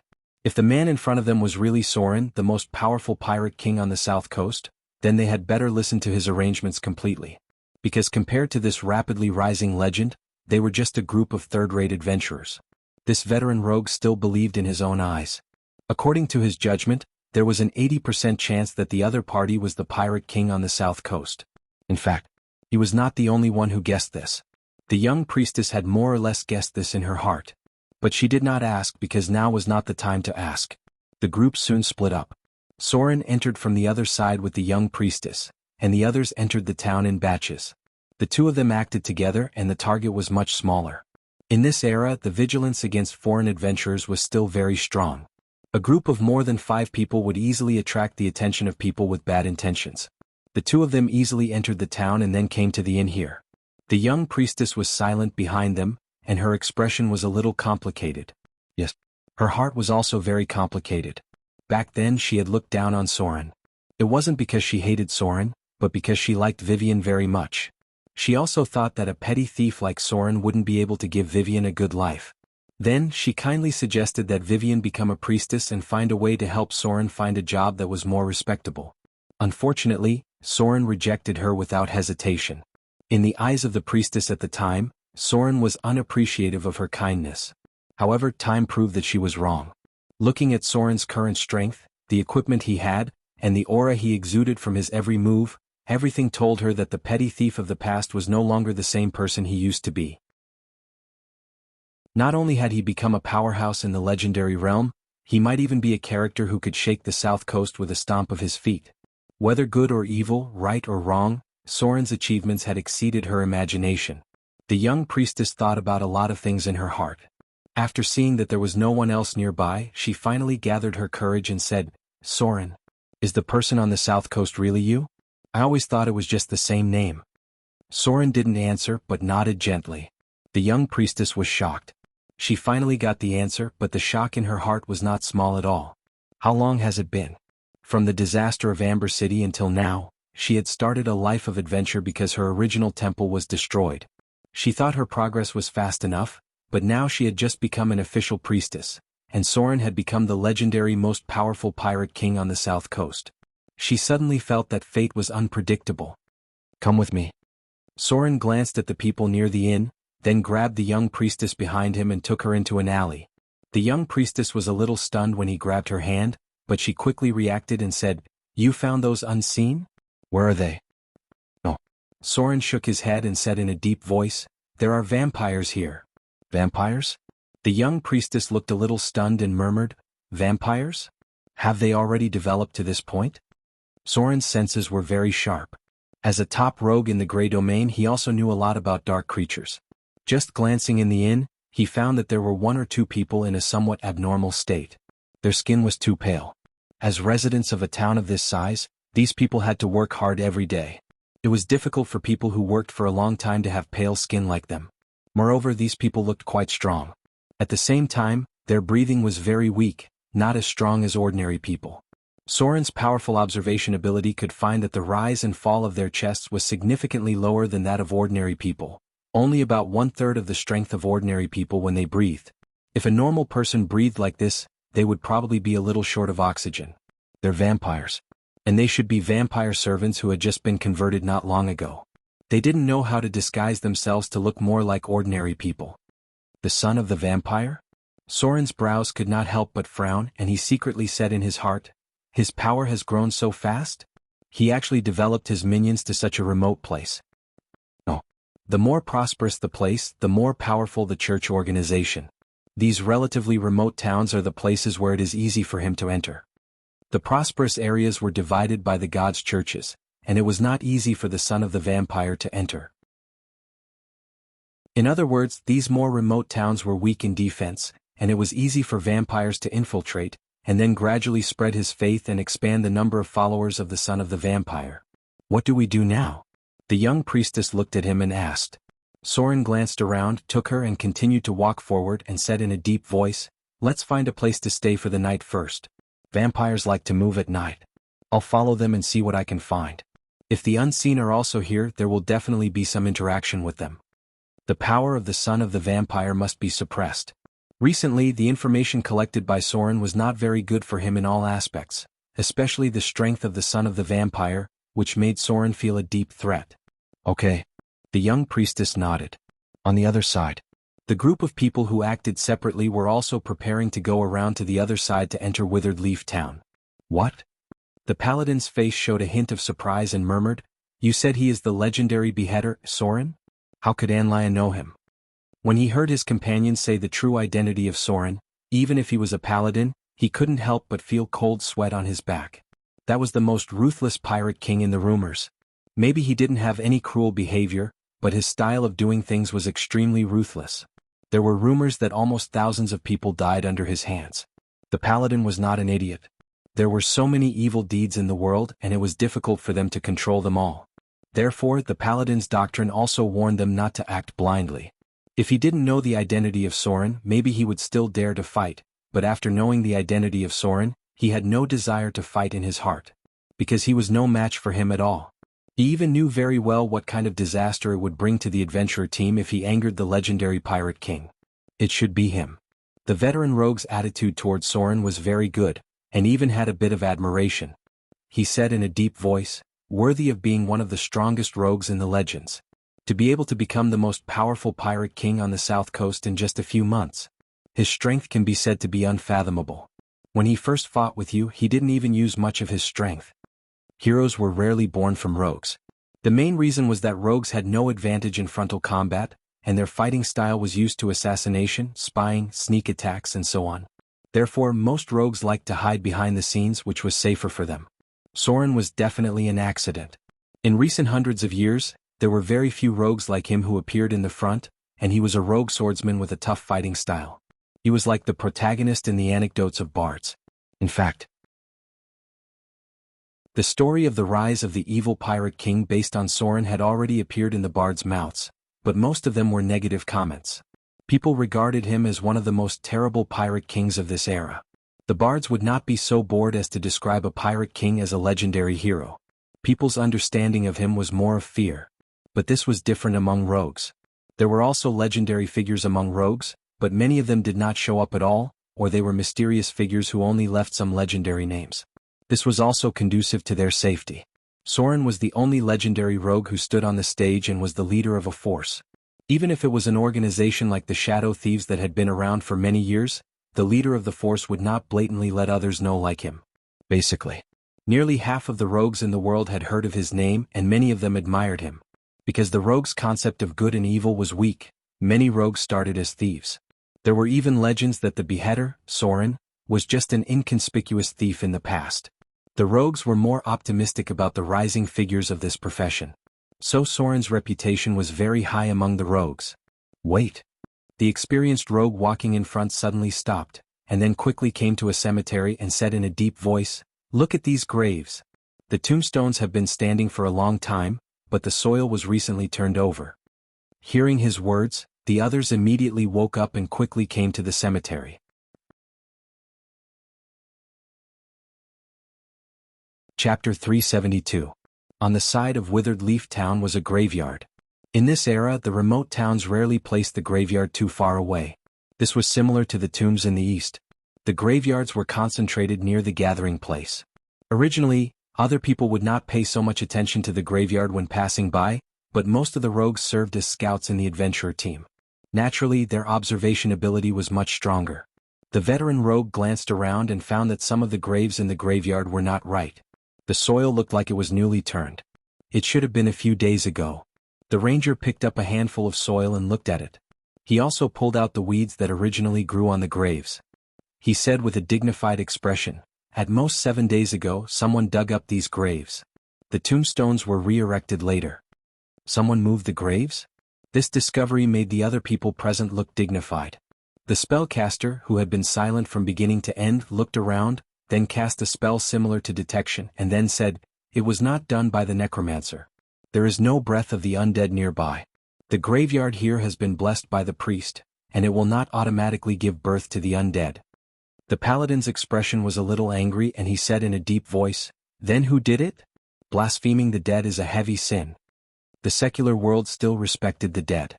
Generally, after being buried, they should not be disturbed. Most of the laws strictly prohibited this kind of behavior. "Open it and see," the rogue said with a dignified expression. The 4 people present heard this and looked at each other. The paladin's expression was a little hesitant, but in the end, they nodded. There was something strange about the graveyard. Soon, they dug up one of the graves that had been turned over, and then they found that the coffin in the grave was empty. Dark creatures. The ranger sniffed inside and said in a deep voice, "This disgusting smell is definitely from dark creatures. I remember their hatred very clearly." The rogue observed the situation of the grave and said slowly, "It may be vampires. Maybe this place has also been infiltrated by the Church of Vampires." Soren still didn't know the situation in the graveyard. However, it was much easier for him to find vampires than these people. As the sky gradually darkened, he quietly entered the tavern. The tavern was very lively. Next to the bar there was a bard who looked quite down and out. Although bards were also one of the professions, many of them were not doing well because this profession was too versatile. There were very few powerful bards. It was a complete accident that there was someone like the Helpheimer. Most of the bards were like the one in front of him, pleasing others with their performances in exchange for some rewards. Occasionally, some good-looking bards could hook up with some noble ladies so they could earn some extra money. Third-rate casting ability, third-rate combat ability, and third-rate thief techniques. Together, these are the bards. There had been some powerful bards in the past, but in order for this class to be powerful, they had to have high stats. Even Soren's stats might not be enough to support a bard that was strong in all aspects. Back then, the bards who could do this basically had special adventures or received help from the gods. In the past, there was a point of view that only those with 18 initial stats could become top-level bards. If their initial stats were that high, then they would be first-rate spellcasters, first-rate warriors, and first-rate thieves. Unfortunately, there were too few of them. And no matter what profession they advanced into, they would be the best. After all, Soren's initial stats weren't that high. The bard was telling a story in a unique way in the north, and the protagonist of the story was called Soren. That's right, he was talking about the battle between Soren and the pirate king Ashrod. This was the largest naval battle on the south coast in decades. It was spreading in all directions at a very fast speed. More and more ordinary people heard about this battle. However, the bard's story had nothing to do with the battle. In his words, the battle was more like a duel between nobles. Soren and Ashrod fought for 300 rounds. In the end, the more evil decapitator Soren killed the pirate king Ashrod and pleased the cruel sea goddess. That was the story. The main point of the story was the battle between Soren and Ashrod. How the two sides fought back and forth, and how the decapitator Soren killed the other pirate king. Most of the bard's stories were unreliable, but this artistic way of expression undoubtedly attracted the attention of others. Soren was a little surprised. He was a little unaccustomed to being the protagonist of the story, especially when the bard said that his strength was weaker than Ashrod, and that he needed to use tricks to defeat him. Soren's target soon appeared. When the sky gradually darkened, two slightly sneaky figures walked out. He quietly got up and hid in the shadows, then followed behind them. The two new vampire servants didn't find him, and it was impossible for them to find Soren's trace. They crossed the street and came to a rather luxurious mansion. Nobles. The ruler of Withered Leaf Town seemed to be a lord whose name Soren didn't remember. The two vampires entered from the back door, and it was not convenient for Soren to follow them directly.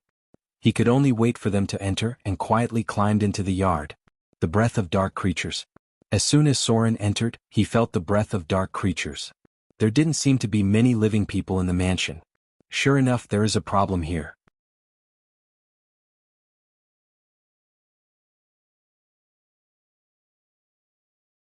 Instead, he quietly followed behind and put some distance between them. He wanted to see what the other party was trying to find out. He was definitely not a vampire. Not many people would be bored enough to sneak around in their own territory. It was obvious that he had waited for the vampire servant to leave before coming out. It was very likely that he was a lurker from another force. In such a remote town, other than Soren the Unseen, he couldn't think of any other high-level rogue. This house was relatively large. The rogue in front seemed to be familiar with it. He must have secretly come to investigate. Soren saw that he came to a door and then opened a door that led to the basement. Creak. When the door was opened, there was an obvious sound. The rogue in front seemed to be a little nervous. After opening the door, he quietly sneaked in and then closed the door behind him. Closing the door behind him was undoubtedly not a good habit. Soren had no choice but to wait for a while, and then gently open the door. There were torches on both sides of the basement, and there were stairs below that led to the depths. It seemed that there was also a tunnel. It seemed that this place had been here for a long time. As soon as he entered the basement, Soren smelled a faint smell of blood. At the corner of the stairs he saw a limp corpse. The killing method was very simple. It was a very simple kill, directly hitting the enemy's heart, and then twisting the enemy's neck. It's a master. Soren glanced at the corpse, and his expression gradually became serious. The vitality of a vampire servant was very tenacious. To be able to kill it in one blow was definitely not something an ordinary rogue could do. Either he was an experienced veteran, or he was a high-level professional with a profession level of 16 or above. Soren saw a little bit of the assassin's ruthlessness from the position where the corpse was hit. This guy may have received combat training as an assassin. Along the passage there were some strange murals. Soren didn't have time to look at them, because he found two more corpses in front of him. Strength close to legendary. Soren glanced at the two corpses lying in the corner, and his expression became more and more serious.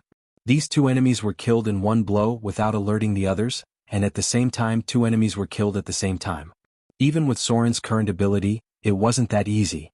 The rogue in front of him might have a profession level of 18 or above. That was to say, he was at least a quasi-legendary rogue. As he went deeper and deeper, Soren's vision gradually widened. In front of him there was a large secret room. The most eye-catching thing was an altar-like building. In the center of the altar there was a blood pool and there were several smaller blood pools around it. No wonder these vampires didn't find out that their companions were killed. The smell of blood here was too strong, and it was basically impossible for them to smell other blood. The altar of the demigod vampire. As a dark creature that fed on the blood of the living, Soren naturally didn't expect to see anything good near their altar. However, looking at the size of these blood pools, it seemed that the vampires had been here for some time. Without dozens or hundreds of missing people, it was impossible to fill these blood pools. There was a prayer ceremony in the altar. In the center was a priest wearing a black robe, followed by an old man who was obviously dressed like a noble. Vampires didn't age, so his current appearance undoubtedly meant that he was transformed into a vampire after his body entered the state of old age. As for the reason for becoming a vampire, it was estimated that there were only a few reasons. A fanatical prayer ceremony. Soren didn't find the first rogue, but he could be sure that the other party was hiding somewhere nearby. Bring up the sacrifice. After completing the last prayer, the black-robed priest ordered the believers kneeling under the altar. One of them was brought to the front of the altar. His body was shackled with chains. From the back, he didn't seem to be an ordinary person. To deal with ordinary people, these vampires didn't need to be shackled with steel. This was a profession. Soren couldn't see the other party's appearance from the back, and he couldn't judge his profession. He could only be sure that he should be a melee profession. However, as the man was brought up as a sacrifice, Soren immediately found that the nearby shadows were distorted. Kneel? The black-robed priest shouted with a cold expression, but what responded to him was thick phlegm and a fanatical voice. The blind one is the true God. You false God believers won't be able to live for long. Boom. A heavy punch came out and the man's words were abruptly choked back. Hearing what he said, Soren immediately figured out the ins and outs of the matter. It seemed that the blind one and the vampire church had a conflict. Both sides wanted to divide this place into their own territory, and it seemed that the blind one believer was captured by the vampire. When the man on the altar was hit by a heavy punch, Soren also saw the other party's appearance when he turned sideways. The man had only one eye and the other eye socket was empty. A high-grade member of the unseen organization. Only a true fanatic would dig out his own eye. No wonder a high-grade rogue would come to save him. However, how could a rogue defeat these vampires? Soren just had a trace of doubt in his heart when he felt a vibration around him, followed by a violent noise from above. P.S. That's all for today. Chapter 374. There was a loud rumbling sound. Soren seemed to feel the vibration of the explosion, and then the vampire believers in front of him moved quickly. Some pulled out their weapons and prepared to go out to see the situation, while others hid in a panic. There were women among these vampires and they looked young. She was dressed in a standard lady's dress, and the expression on her face was a little panicked. It seemed that she had no combat experience. However, the black-robed priest's expression was very calm. He ordered a few words in a deep voice and let people go out to check the situation. At the same time, he pulled out a sharp blade and prepared to bleed the captive unseen believers. For any God's church, fanatics were the most important wealth. It was not easy to cultivate a fanatic. No organization would easily give up their fanatics, even the evil God's church. Soren had never tasted defeat all the way from killing the Swamp King to successfully slaying the dragon, and then the decisive battle with the pirate king Ashrod.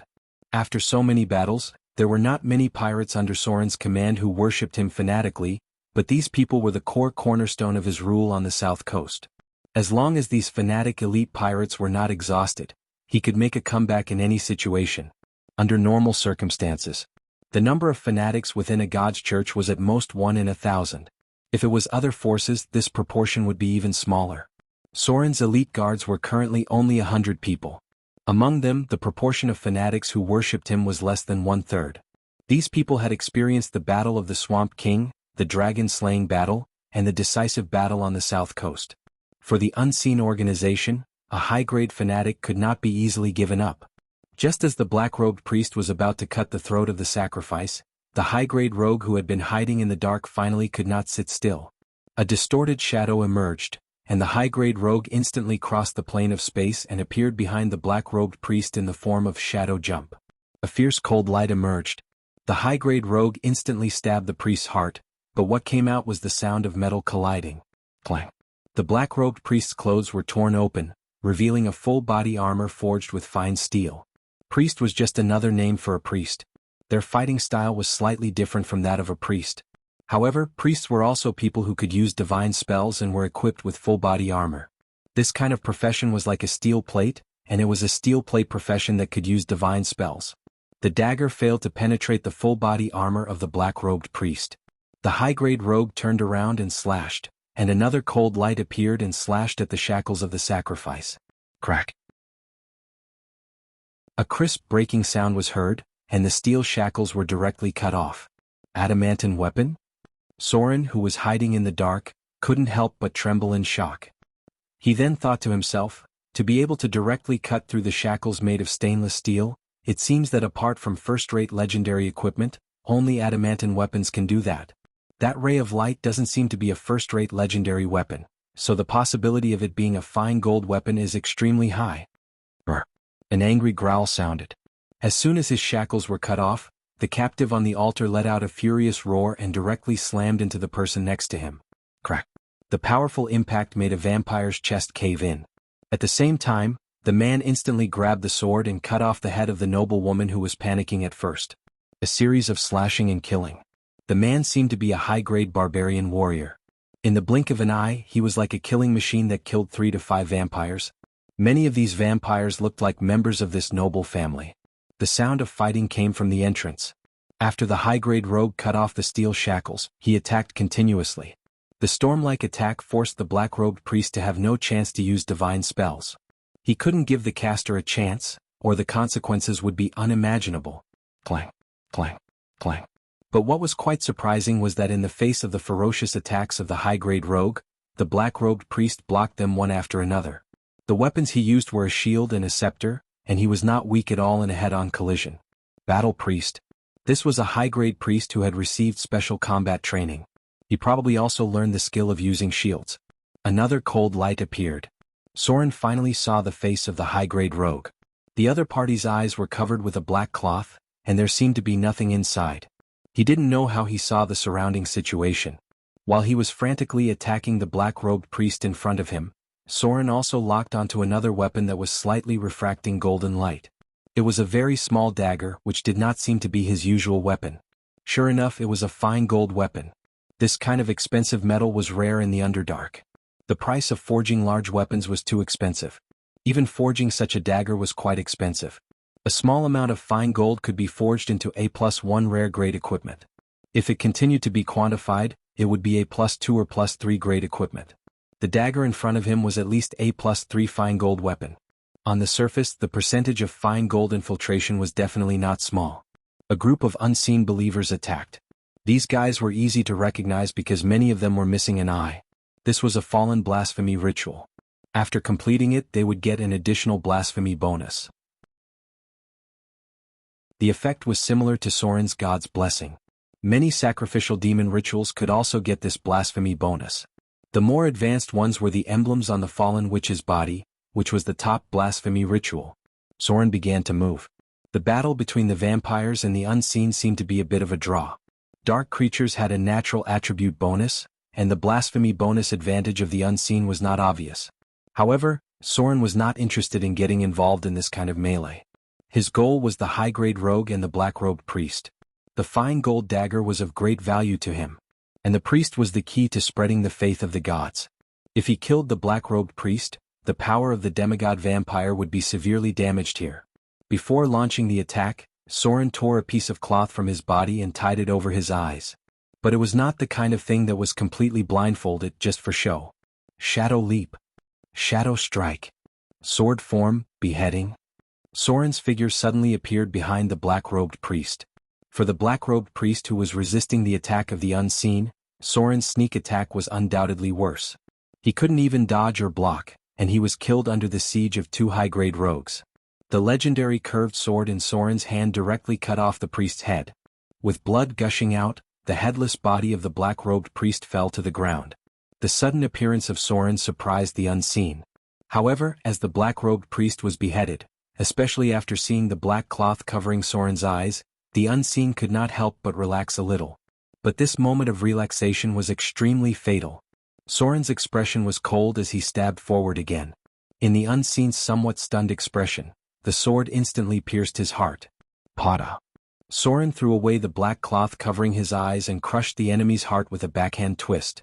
The unseen's incredulous expression was still on his face, but his body had lost its breath of life. Bang. The 2 corpses fell to the ground one after another. Soren quickly took out the fine gold dagger from the unseen's body. A proper strategy could kill the enemy more easily. Soren successfully killed 2 high-grade professions in one blow, and then instantly activated Evade Sight and re-entered Stealth. The scuffle continued. But now it was time for him to hunt alone. Not good. When a violent explosion came, the priestess's face immediately changed, and then she approached the place where the fire came out. Paladins, rogues, rangers, and other figures soon appeared. The movement here alarmed many people, and even the town's guards quickly approached. However, they needed time to assemble, so there was no need to expect too much from the guards of a remote town. It's the unseen. The ranger was the first to rush into the burning mansion. He glanced at the corpses nearby and said in a deep voice, "They attacked here. Something's wrong. Everyone be careful." He leaned over to look at another corpse and said in a deep voice, "It's vampires. There are vampires here.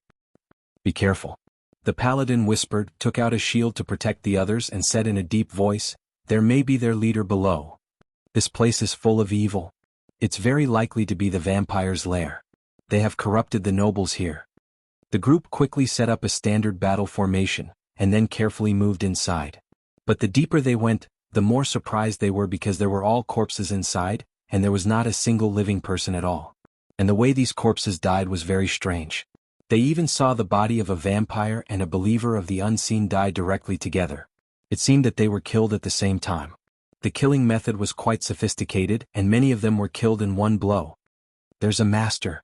The ranger's expression was serious and he murmured, "I'm afraid it's a legendary master." The priestess heard this thoughtfully. The others also looked at each other and couldn't help but speed up because they guessed something. Finally, they saw Soren. He was wiping his curved sword on a corpse. After seeing the group of people, there was no surprise on his face. Instead, he reached out and groped the corpse a few times and said in a deep voice, "It's all settled. But there should be a few fish that escaped the net. P.S. First update, there's another chapter today." Chapter 375. The light of dawn shone down. The luxurious mansion from yesterday had been reduced to ruins. The young priestess was negotiating with a middle-aged man who looked like the captain of the guards. She took out a badge that represented the light of dawn and the badge that the Church of Glory had assigned to her as proof. In the eyes of ordinary people, the Church of Glory had a high status because they stood on the side of good and justice no matter what. There were many bodies of vampires in the ruins, and she believed that it would not be a problem for her to deal with this matter. Soren sat on the roof and played with an emblem, or rather, a coat of arms. This was found from the body of the unseen. It was engraved with a huge beholder, but unlike other beholders, its eye stalks were all cut off. The eyeballs on its tentacles were cut off one by one. Even the huge eye in the middle of its body was dug out cruelly. It opened its bloody mouth and stared in front of it. Its empty and bloody eye sockets were surrounded by a mass of twisted flesh and blood, as well as something that could not be described. Evil Eye Tyrant? Soren carefully observed the emblem and murmured, "It turns out that the predecessor of the unseen was the Evil Eye Tyrant, who defeated this monster with a challenge rating of 25. And dug out its eyes? It seems that it has embarked on the path of an evil god? Evil Eye Tyrant. A very terrible creature in the evolution of the beholder. Its strength was even stronger than the Dead-Eye Tyrant. This was a variant of the beholder. There were only a few in the entire multiverse. Although Soren had been in contact with the unseen in the past, it was the first time he had gotten such an emblem. The rogue should be a core member of the unseen organization. A monster with a creature level close to 30 was preparing to become a god. The chaos must have just begun. In history, no beholder had succeeded in becoming a god. Soren was not sure if this guy had succeeded because no one had seen the real body of this evil god. Patter. When the priestess finished negotiating with the town guard, Soren also came down from the roof. "It's been negotiated." The priestess's expression was a little strange. She looked at Soren and said, "We have sent someone to inform the Witch Council. I think someone will come to deal with it soon. I don't think they want a large number of vampires in their territory." Soren nodded and tossed the emblem to her. "You're leaving?" The priestess raised her head and asked. Soren glanced at her and smiled, "Yes, it is. There are other things that need to be dealt with." Angelia nodded and said softly, "I hope we'll have the chance to meet again. I miss Vivian." Soren smiled.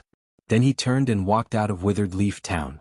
He had killed so many vampires and believers of the unseen, some of whom were nobles. This matter must be explained to the Witch Council. They had to stay and explain everything to the Witch Council before they could leave. Otherwise, the Witch Council was likely to be angry because of the death of a noble. Even the people of the Church of Radiance did not dare to offend this group of powerful witches. Soren didn't have time to stay here. Angelia and the others would have to wait for at least 3 days to deal with the follow-up work of these matters. Punishing the evil and encouraging the good and then walking away would only lead to greater chaos. There were still many trivial matters here. If a noble was corrupted by a vampire, the problems that would be implicated in the end would probably cause a lot of damage to the nearby nobles. But that should be a headache for the vampire church. Soren directly crossed the north. With the help of Fly, he crossed the ice and snow mountains and returned to this cold country again. The ice and snow here had not melted yet. Soren followed the route in his memory and went to a small town near Glacier City. When he left the north he passed by here. Winter Spring Town. It seemed to be called this name. It was a town between Glacier City and Arendelle, with a population of thousands of households. It was not a big place but not a small one. After sleeping outside for a few days, Soren was ready to spend the night here, so he went directly to the hotel after entering the town. The passers-by were in a hurry. In just a few months, it seemed that panic had spread to this cold world. The town guard stopped Soren and asked a few questions, then warned him not to cause trouble and let him go. It seems that something has happened. Soren glanced at the nervous guards and then entered the tavern. There was news he wanted to know. In fact, the news had already spread. It was just that because of the distance, it did not reach Soren's hands in time. After all, the Frost Kingdom was too far away from the south coast. What Soren was worried about finally happened. Without the protection of the Princess Royal, Arendelle's wealth brought disaster to them. About a week ago, shortly after Soren received the news from the Frost Kingdom, Arendelle was attacked by the enemy. Not only were the Vrykul pirates entrenched in the ice islands outside the sea, but even the southern island countries also launched an attack on them. Arendelle's port was blocked. The war had not yet broken out.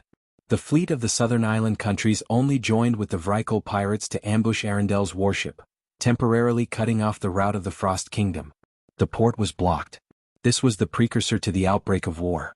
After the news spread, even other places were affected. There was a lot of discussion in the tavern. Some merchants complained that after the port was blocked, all the goods could not be shipped out. But more discussions were about how Princess Anna of Arendelle would deal with the crisis. Have you heard? A bearded merchant who had obviously drunk a lot burped and looked at the others. I heard that the person who led the fleet to block the port of Arendelle is a prince of the southern island country. This shameless bandit made a very rude request after blocking the port. Request? Soren, who was sitting in the corner, frowned. He glanced at the middle-aged merchant who deliberately kept others in suspense. He took out a kindler and threw it over. He said in a deep voice, "What request? I don't like to listen to people beating around the bush or I'll break your neck." The middle-aged merchant quickly reached out and caught the kindler, then swallowed and said, "I also heard it from others. The prince of the southern island country seems to be called Ansti." He sent a messenger and said, "If Princess Anna agrees to marry him, he will order the removal of Arendelle's blockade. Otherwise, Arendelle's ships will not be able to leave." Crack. The wine glass in Soren's hand shattered, and a cold murderous look appeared on his face. He said in a deep voice, "Are you sure?" Yes. The middle-aged merchant was startled by him, and cold sweat appeared on his forehead. He seemed to have sobered up a lot and his speech gradually became clearer. "I also heard it from others. I have a relative who works in Arendelle." Soren's eyes became colder when he heard this. He casually threw a kindler on the bar, then turned and walked out of the tavern. It was getting late. Soren's figure entered the night and soon disappeared into the vast night.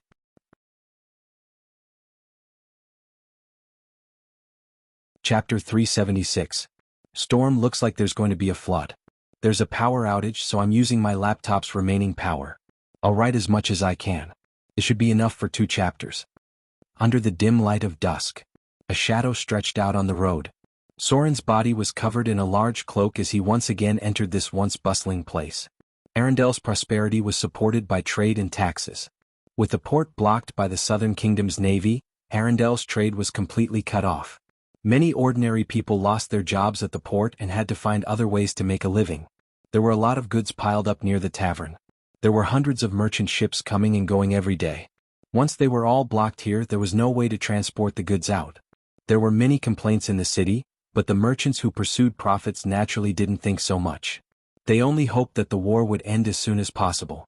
Soren pushed open the tavern's door. The weather suddenly changed in the evening, and it began to rain heavily. It was almost summer and the season of the storm was coming. Under the washing of the rain, the ice and snow were about to melt, and soon this cold country would be covered in greenery. "Damn bastard." A drunk man raised his head and looked at Soren, who opened the door, and a cold wind blew in. He cursed, "Hurry up and close the door or I'll throw you out." Soren walked in front of him expressionlessly, then stretched out his hand and grabbed the man's neck like a duck. Then, the man who weighed more than 200 pounds was easily lifted up by him and thrown into the smelly ditch outside the tavern. The tavern finally quieted down. The others looked at Soren in surprise, and some who looked like adventurers looked at him with interest, as if they were guessing his profession. A cup of good rum. Soren shook his cloak and ordered the best rum, but he didn't drink it himself. Instead, he put it across the table. He gently tapped his fingers and waited. The others quickly turned their attention back and talked about other things. It was just throwing out a drunkard with a dirty mouth. No one would care too much about this kind of thing. Only the adventurers on the side were quite interested in Soren. About 30 minutes later, the tavern's door was opened again, and a cold man with a scar on the corner of his eye walked in. He was about 30 years old. His sharp eyes swept across the tavern, and he directly sat across from Soren. "Your Excellency." The cold man handed over a document from under the table and said, "This is what you wanted." "Yes." Soren nodded. Then he threw a diamond over, pointed at the rum on the table and said, "It's on you. When did the Thieves' Guild register my information?" The cold man was hesitant, but when he met Soren's eyes, he immediately lowered his head. "Last October. We will collect any valuable information. Your Excellency has always been the focus of our attention." Soren nodded slightly and did not have much of an expression. He stood up and looked at the cold man in front of him. "When you have time, ask your leader to come and see me. I have something to talk to him about." After that, he turned around and walked into the heavy rain. Under the heavy rain, the docks were dead silent. Many piles of goods were placed near the warehouse. After the port was sealed, these goods couldn't be transported out. They could only be sold at a low price or stored for a short period of time. On the side of the docks were low shacks. Even the wealthy Arundel couldn't avoid a group of poor people. There were many strong men sitting under the eaves in a daze. Most of them were coolies at the docks, relying on their strength to support their families. Now that there was no work at the docks, they could only sit here and do nothing. Soren, who was walking alone in the heavy rain, was a little eye-catching. People looked at him curiously, wanting to know what this man who looked like an adventurer was going to do. Because the rain was too heavy, the patrolling guards were hiding from the rain, so under the dark night, no one disturbed Soren's work. He walked step by step to the edge of the docks, then stood in the sea. Soren pulled out a dagger that reflected a faint golden light, then he cut his palm. Drops of blood fell into the sea. When Soren put his palm into the sea, an invisible magic light spread out. What happened over there?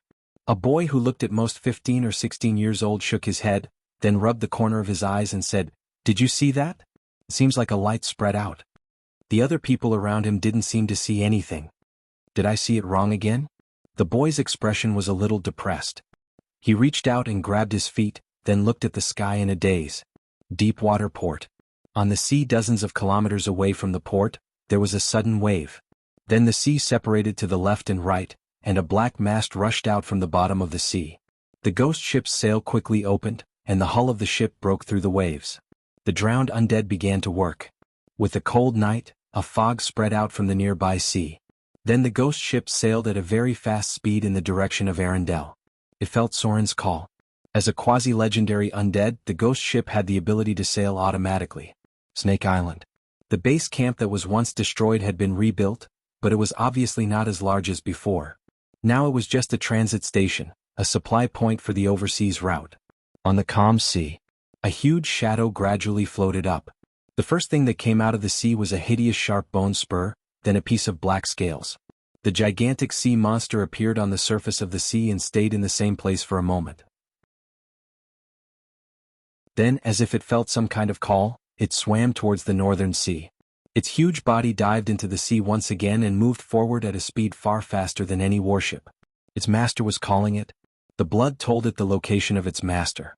Even if it was thousands of miles away, it could track the location. Arundel's dock. Soren slowly retracted his palm. The wound on his palm had almost healed. He looked at the vast sea under the night, then turned to look at Arundel's palace and murmured, 3 more days.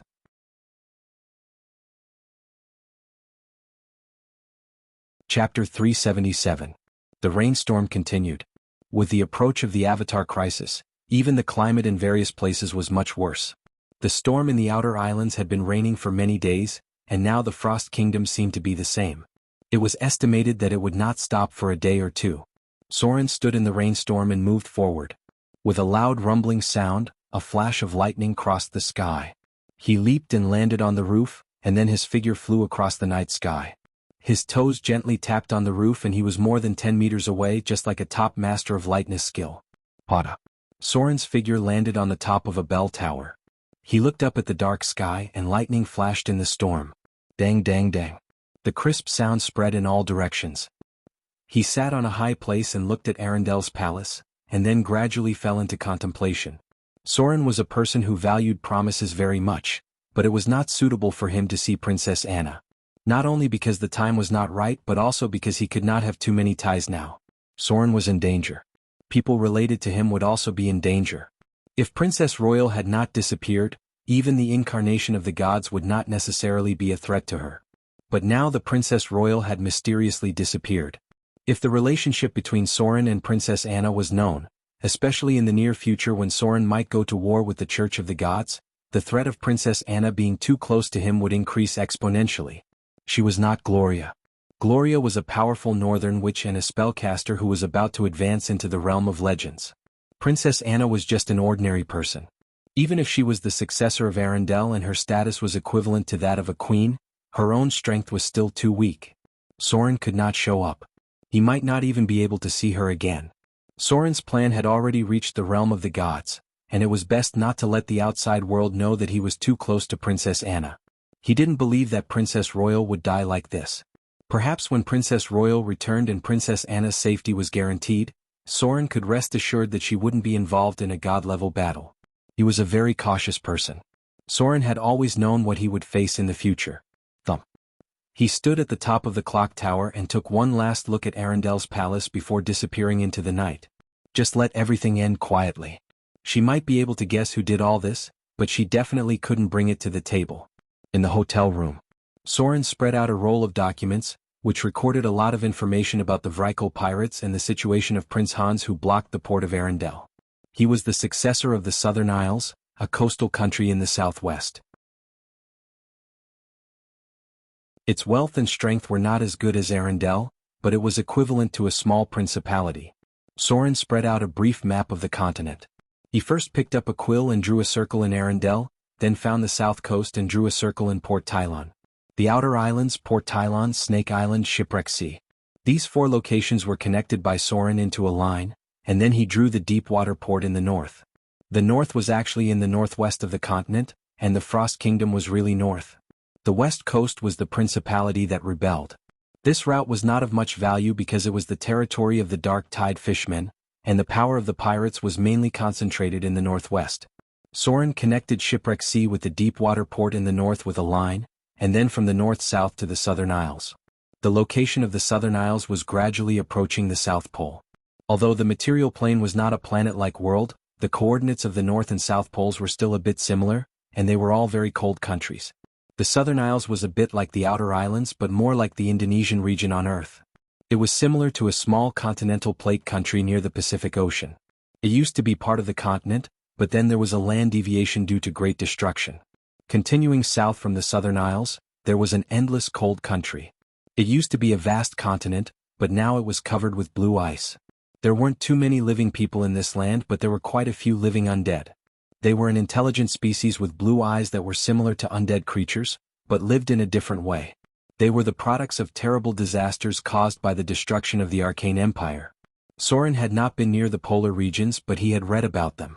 Shipwreck Sea, Deepwater Port, Southern Isles. Soren drew a line with his pen, and then drew a line from the southern island countries, all the way along the west coast to Arendelle.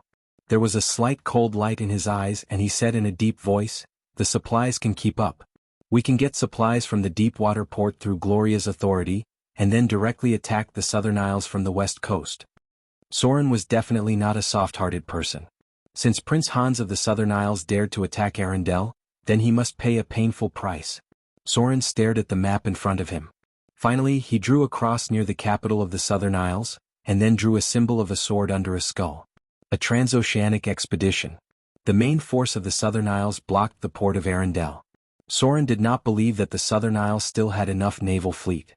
It was too far to support Arendelle from the south coast. It was almost equivalent to crossing the continent, but attacking the Southern Isles from Shipwreck Sea was within the scope of Soren's expedition. It was time to fight. By the way, with this expedition he could directly take the northwest coast of the North Coast into his own territory. Soren stood in place and pondered for a long time. Finally he put away the map and turned to walk outside. He was now in Arendelle. If he wanted to mobilize the fleet on the south coast, he must get in touch with the wizard's means. He had not mastered the communication spell, so he needed to rely on the power of the northern witches. There were still 3 days before the full launch and he had enough time to prepare. 3 days passed quickly. In the hall of Snake Island, the pirate leaders under Soren's command were gathered. "This is the order from His Excellency." The red-haired female pirate Adele Isabella looked at the others, then took out a sealed document and said in a deep voice, "The one responsible for the transmission is the Northern Witch Council. There shouldn't be any mistakes." The half-elf first mate was also among them. However, he was now the leader of the Eastern Sea Route. He had gathered hundreds of warships under his command. Soren's promotion of him had made him the second leader of the pirate group. Of course, this was not counting the young Lady Vivian and the Northern Witch Gloria. These two had no interest in the internal power changes of the pirates. Their centers were all in the outer islands, but their status was superior. After all, these two were powerful spellcasters. What order? The half-elf first mate reached out and took the document directly, then opened the seal on it. His action inadvertently made the red-haired female pirate a little dissatisfied, but she forced herself to endure.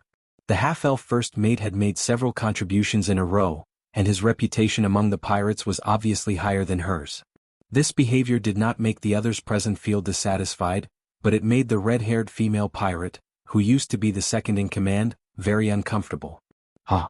The half-elf first mate took a quick look, then his face showed an excited and bloodthirsty smile and said in a deep voice, "Your Excellency wants us to attack the Southern Isles." He handed the document to the others and soon all the pirate leaders present read it. The order was simple.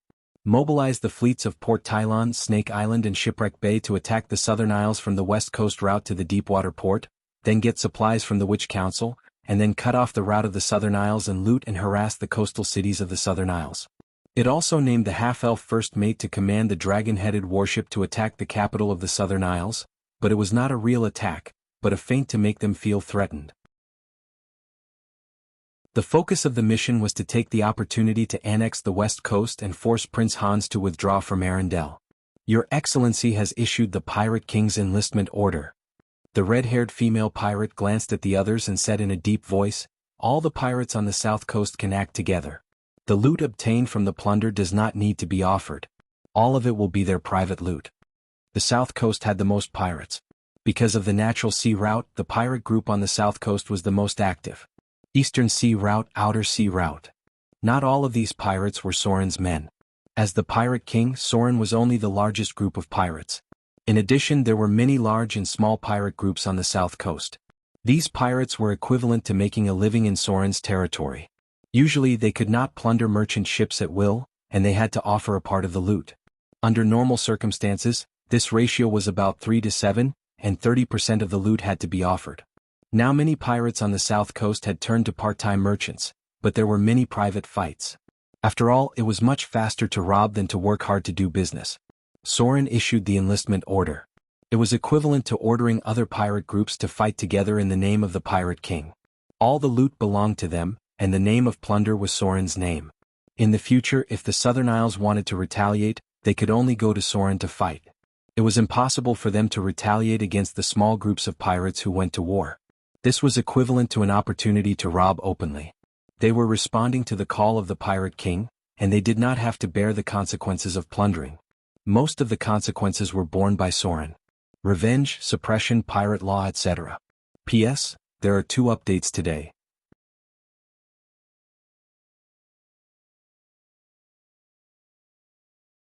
Chapter 378. Snake Island. With Soren's enlistment order, all the pirates on the south coast began to move. The southern island country was a coastal principality. Although it was not as rich as Arendelle, it was still much better than other places. In addition, after Soren unified the south coast, private plundering was strictly prohibited. Many small and medium-sized pirates had no business recently.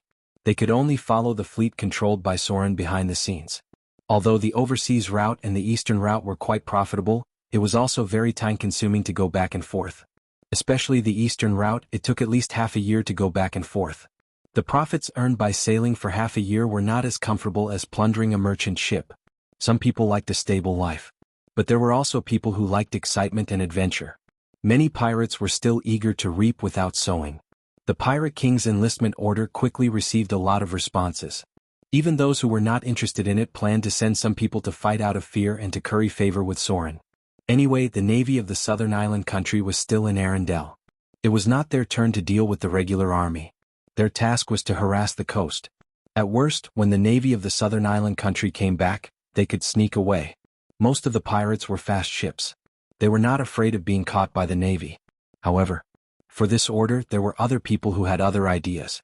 The next night, in a certain stronghold of the shipwrecked port, several other pirate leaders under Soren's command gathered here. Adele Isabella. Scarface frowned and looked at the other pirate leaders present. He said in a deep voice, "Why did you secretly call us here?" He was not the only pirate leader present. In addition to Scarface there was Cyclops, Giant, Knight, Butler and so on. Basically, except for the half-elf first mate, nearly half of the other pirate leaders were present. For the red-haired female pirate's invitation, the others did not seem to understand her meaning. At this moment they were also looking at her with a puzzled face. "This time I invited everyone here because I have something to discuss with you." The red-haired female pirate Adele Isabella looked at the pirate leaders present and said, "His Excellency Soren issued an order to attack the southern island country. In the order, he told us to act according to the situation. The focus is to harass the coast of the southern island countries and then find a way to weaken their strength. So, I have a bold idea."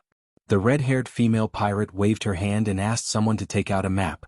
Then she pointed to a mark on it and said to the other pirate leaders, "This is the capital of the southern island country. This is their coastline. This is the west coast route. From here to here, unless we barge into the Dark Tide Fishman's territory, we will definitely pass by the Dark Tide Canyon." At this point she turned to look at the others. To be able to be promoted by Soren all the way to the level of a pirate leader, most of the people present weren't simple. Very quickly, some of them guessed her thoughts, and even if they didn't, they understood something. If we attack the southern island countries, Arendelle's navy will definitely return to defend. The red-haired female pirate's expression was calm, and she said in a firm voice, "Sir Soren's order is very firm. It seems that he has reached an important strategic cooperation with Arendelle. So, if we can expand the results of the battle, maybe His Excellency will be very satisfied." One Eye has been listening quietly, playing with the dagger in his hand. When she stopped, he slowly said, "What do you mean? We ambush Arendelle's navy in the Dark Tide Canyon? Our chances of winning against the regular navy are not so high." The red-haired female pirate turned to look at him and slowly said, "We have at least a 60% chance of winning. In terms of equipment, we are not weaker than the regular army. In terms of combat power, all of our men are elites who grew up in killing. The navy of the southern island countries only trains a few times a month, and we are drifting on the sea all year round. Our chances of winning are higher. If we can damage or even destroy the navy of the southern island countries, then from here to here, it will all be our territory." The other pirate leaders present fell into deep thought. Knight looked up at the map and suddenly said, "Why not invite Kassa, half-elf first mate? He is the most powerful among us, and he has the most elite troops under his command." The red-haired female pirate's expression was a little stiff, and then she calmly said, "Because his status and power are high enough. Moreover, he has to contain and threaten the capital of the southern island countries. The Eastern Sea route is now under his control. If this mission is completed, as the commander of the Dragonhead warship, his contribution will definitely be greater than any of us present. If this operation is successful, then the route from Shipwreck Bay to the west coast and then to the southern island countries, and maybe even the route to Arendelle will be included in our territory. I think these territories should be handed over to other meritorious people to manage. What do you think?" Hearing the red-haired female pirate's words, the other pirate leaders present could not help but fall into deep thought. Many of them had a slight light in their eyes. Yes, the half-elf first mate's power was already very high. He was in charge of the most prosperous Eastern Sea route, and his warships were much more than theirs. If he still contributed the most in this mission, according to Sir Soren's style of rewarding meritorious deeds, it was very likely that the territories near Shipwreck Bay would be handed over to him to manage. The pirate leaders present all had some thoughts in their hearts. They all wanted their own territories to be bigger, more men to have a higher reputation. If they could take down the west coast, it was equivalent to opening up the route to Arendelle. This was also a rich territory, and it was not much worse than the outer islands and the eastern sea route. If they wanted to go further, they must make greater contributions. From the north of Shipwreck Bay there was a big cake. If they took it down, many of them could become pirate leaders in charge of a region. What's your plan? The first person to speak was Scarface. His strength was greatly reduced because of the fall of Snake Island.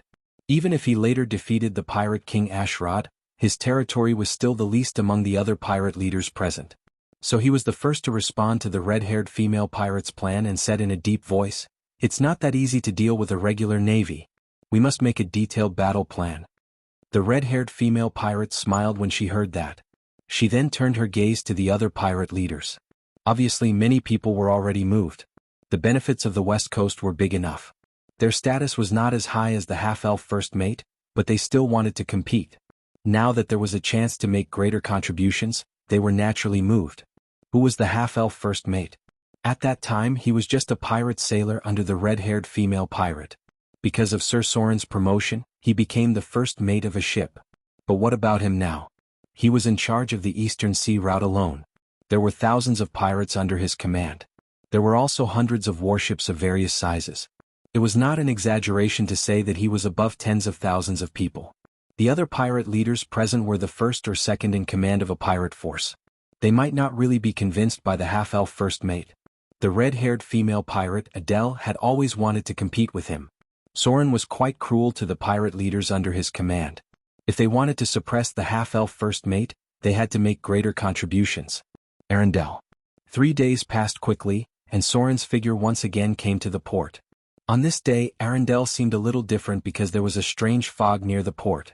This made others a little surprised and even alarmed some of the witches in the palace. However, they did not find anything. The port was also quite peaceful today. Everything seemed to be the same as before.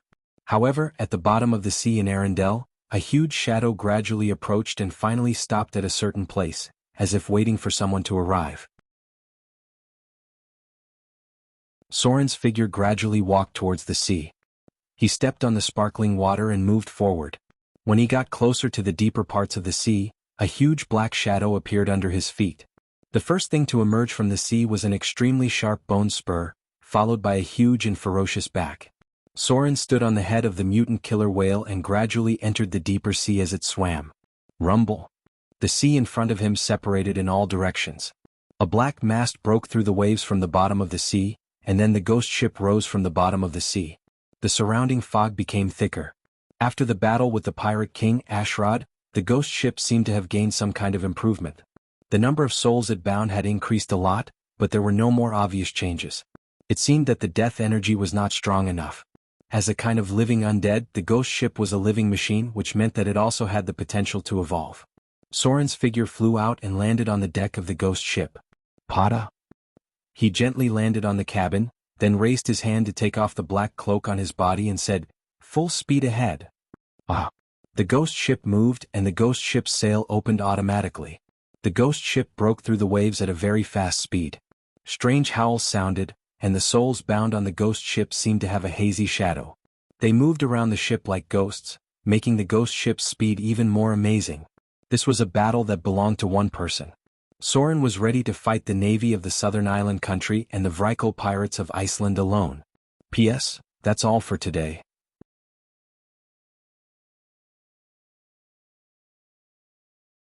Chapter 379. The sky was clear for only one day. The next day there were dark clouds again and it looked like it was going to rain again. Soren stood on the mast of the dead man's voice and looked at the sea in front of him. On the side of the ghost ship, there was a huge black shadow. At the moment, it was undulating in the waves and only a shadow could be seen. He looked forward silently as if waiting for something. Soren had always been a very patient person, so he waited very calmly, but his eyes occasionally looked up at the sky. Rumble. A bolt of lightning flashed across the sky. Accompanied by the rumbling sound of thunder, drops of rain fell. At first it was just a light rain, but soon it became a rainstorm.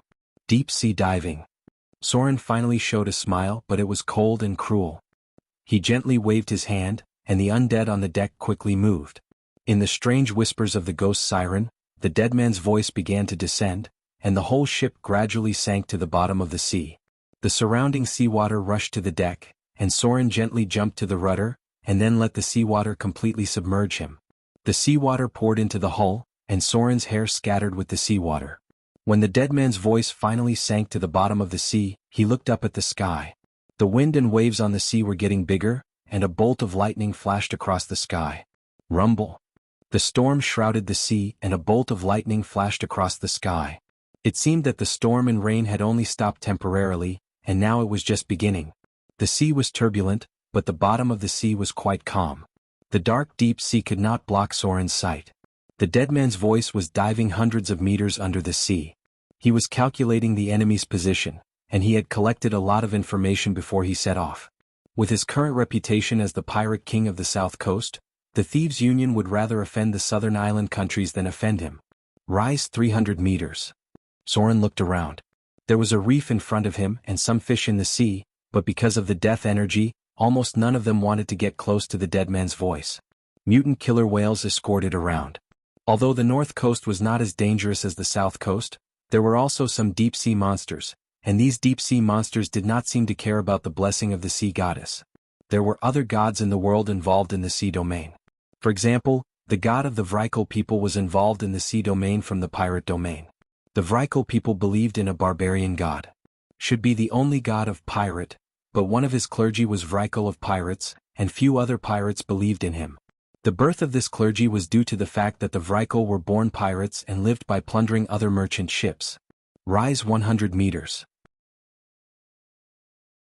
Soren looked at the surrounding environment and observed the movements on the sea at the same time. After rising to a height where he could vaguely see the sea, a cold light appeared in his eyes, and he ordered in a deep voice, "Summon the fog." The undead to sink their warships. In the dark sea, a group of ferocious-looking undead appeared. They took the tools to sink the ship and slowly moved upstream, gradually approaching the sea. Boom! A thunderbolt crossed the sky and the wind and waves shook the hull. Damn it! A middle-aged man in a navy uniform cursed, then grabbed a corner of the hull and shouted, "All of you work harder. When we get back to the port, I'll treat you to a drink." This damn weather. I said the storm wouldn't end so soon. In this weather, how can a fleet go out to sea? There's no need to send us out to patrol. A wave came crashing over. The hull of the warship shook and the sea rushed to the deck. A Navy sailor stood unsteadily and hit the barrel, but he was not seriously injured. He just frowned and trembled in pain. What about the South Sea? The middle-aged man looked around. He didn't know when the fog had appeared around him. He couldn't help but curse again. This damn weather. How can it dance in a storm? Come on. Light the torches. Don't get separated from the escort fleet. It was a very strange weather. Logically speaking, it was impossible for fog to appear in such a storm. So the middle-aged officer who had been at sea all year round, intuitively felt that something was wrong. He shouted, "Everyone be alert. This fog is strange. Maybe we've encountered a sea monster." As soon as his voice fell, a Navy sailor screamed in fear. Hearing his voice, the others were suddenly frightened. The middle-aged officer immediately shouted, "What are you screaming for? What did you see?" Boom. The hull suddenly shook. Many people on the deck lost their balance and fell. There was also a sailor who almost fell from the ship into the sea. Fortunately, his ankle was entangled by a cable. Black shadow. The sailor who shouted at first said with a frightened face, "What a big black shadow. It's bigger than the ship. It's there. Under the water. I didn't see what it was. But there's something under the sea." The middle-aged officer's heart thumped, and his expression was a little scared. He murmured, "Don't tell me we're so unlucky to encounter a sea monster?" Boom. The hull shook again. Now, everyone could see that there was indeed a huge shadow wandering in the fog. The ship was shaking because it had bumped into it. No. Not good. Another exclamation sounded. A sailor who was drenched ran out and shouted, "The cabin! Water is coming in from below the cabin." Boom. The hull shook again. A sailor was directly thrown into the sea. He only had time to let out a mournful cry before he disappeared in the rolling waves. Bus. Boom. The storm seemed to be getting bigger. The warship was still shaking in the waves. The waves made it look like a small boat that could capsize and sink at any time. Gotcha. The sound of the keel breaking came from the hull. Then the warship shook violently. Finally, it turned over in a huge wave and sank to the bottom of the sea little by little.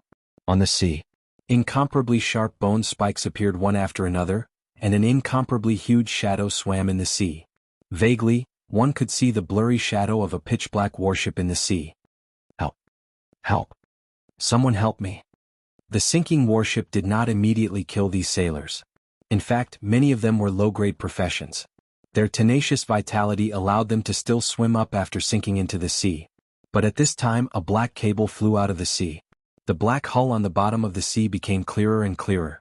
The cable entangled the sailors who fell into the sea, and then dragged them deeper into the sea. Faintly, some humanoid monsters with seaweed-like bodies appeared nearby. They rushed over with a hideous smile and mercilessly slaughtered those who escaped the net. Dragonbone Island. This was an island occupied by the Vrykul pirates. It was said that a dragon was buried here, so it was called Dragonbone Island. The area of the island was not very large. It was estimated that it was not the size of Snake Island, but it had a semi-natural port because a steep mountain wall blocked the whistling sea breeze. There was a lighthouse built on this island. Basically, any port city would have a landmark lighthouse, which could guide the sailing ships. Even lighthouses in some places could guide ships to avoid reefs, greatly improving the safety of the fleet at night. Why haven't they come back yet? Above the lighthouse, a young man dressed in standard aristocratic attire frowned and looked into the distance. He said in a deep voice, "According to the time, they should have come back long ago." Rumble. A bolt of lightning flashed across the sky. The lightning illuminated the sea in the distance, and the waves on the sea were getting bigger and bigger. "Your Royal Highness." Behind the young man was an old man with a white beard. He was wearing a delicate robe. He said in a deep voice, "They haven't come back yet.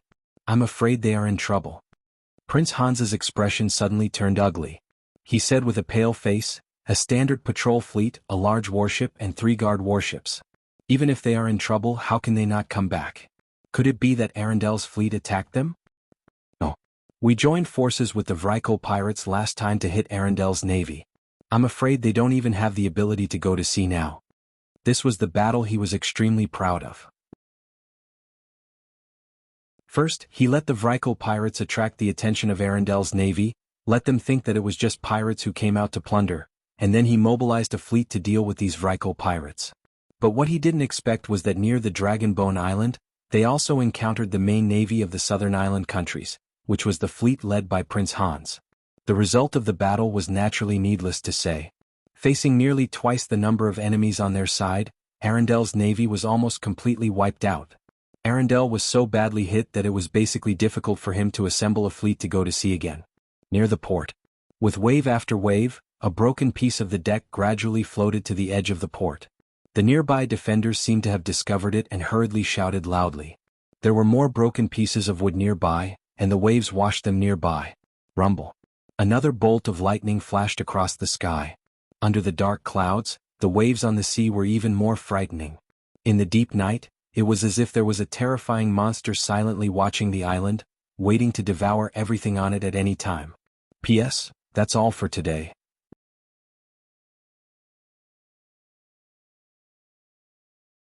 Chapter 380. Dawn came after the storm. Prince Hans stood at the port with a pale face, which made him look a little gloomy. No matter who it was, they would be in a terrible mood if they didn't receive any news of their patrol fleet after they left. It could even be said that they had disappeared without a trace, dead or alive. A whole day has passed, and the patrol fleet has completely disappeared since yesterday morning. No one knew if it was sunk by Arendel's navy, or if it sank in the storm last night. Logically speaking, a storm of this level could not threaten a large warship. Last night's storm at most overturned some fishing boats. Your Highness. A heavily armed young man quickly walked over, knelt on one knee and said, "There's no news. The warships sent out to search have no clues." Time passed little by little. Soon, the warships sent out to search today returned to the port one by one. Prince Hans, who was waiting at the port, glanced at them and his face immediately turned ugly. He frowned and said, "Where's the Orion? Didn't the Orion go out to sea together today?" Hearing his question, the others also looked around in surprise. Sure enough, the Orion warship was not found. However, the warship sent out to search had just returned, so someone comforted the prince. "Your Highness, don't worry, the Orion may still be behind. I've told them not to leave the nearby sea area today, so as not to be attacked by Arendel's warships. If there's any movement they will immediately send a signal flare, and we can see it directly from here." Prince Hans nodded, but his expression was still ugly because his intuition told him that things were not good. On the calm sea, a broken hull was sinking little by little. Soren stood on the deck of the Dead Man's Voice with a blank expression, watching the sinking warship in front of him. He was playing with something similar to a firework in his hand, and his expression seemed to be thinking about something. After about a moment, he directly opened the signal flare, accompanied by a bright light, and then a very eye-catching firework exploded in mid-air. Even during the day it could be seen from afar. Deep-sea diving. Soren looked at the island in the distance, then ordered in a deep voice, "Summon the fog. Undead drowned, prepare for battle." The ghost ship gradually dived into the bottom of the sea, and a fog appeared on the nearby sea. However, because it was daytime, the fog only made everything look a little hazy, and the scope seemed to be reduced a lot. It only covered the nearby sea. At the other side, near the port of Arendelle, above a towering lighthouse, Princess Anna also looked into the distance with a sad face and whispered, "Did you not see their warships today?" In order to seal off Arendelle's port, warships from the southern island countries would appear in the nearby waters once a day. They didn't dare to attack the port yet, so they could only temporarily seal it off. After all, Arendelle was still a kingdom. No matter how badly damaged their navy was, they still had the basic ability to defend themselves. "Your Highness." Standing next to her was a bearded general. He put down the monocular in his hand and said in a deep voice, "I didn't see any enemy patrol warships today, not even the Vrykul warships." Princess Anna frowned slightly and whispered, "Could it be that they withdrew their troops?" "It's unlikely." The bearded general shook his head and said, "I'm more worried that they want to attack the port. Last time they shelled the lighthouse, but our fleet immediately attacked and forced them to retreat. The number of enemy warships is twice as many as ours. I'm afraid they won't give up so easily." Princess Anna was silent. She seemed to have not slept well for a long time. Her beautiful face seemed a little haggard. She murmured, "If only my sister were here. I'm so useless." The bearded general looked bitter and said in a deep voice, "It's all because of my incompetence. If I hadn't discovered their trap, the kingdom's navy would have been able to fight at sea. Your Highness' talent is unquestionable.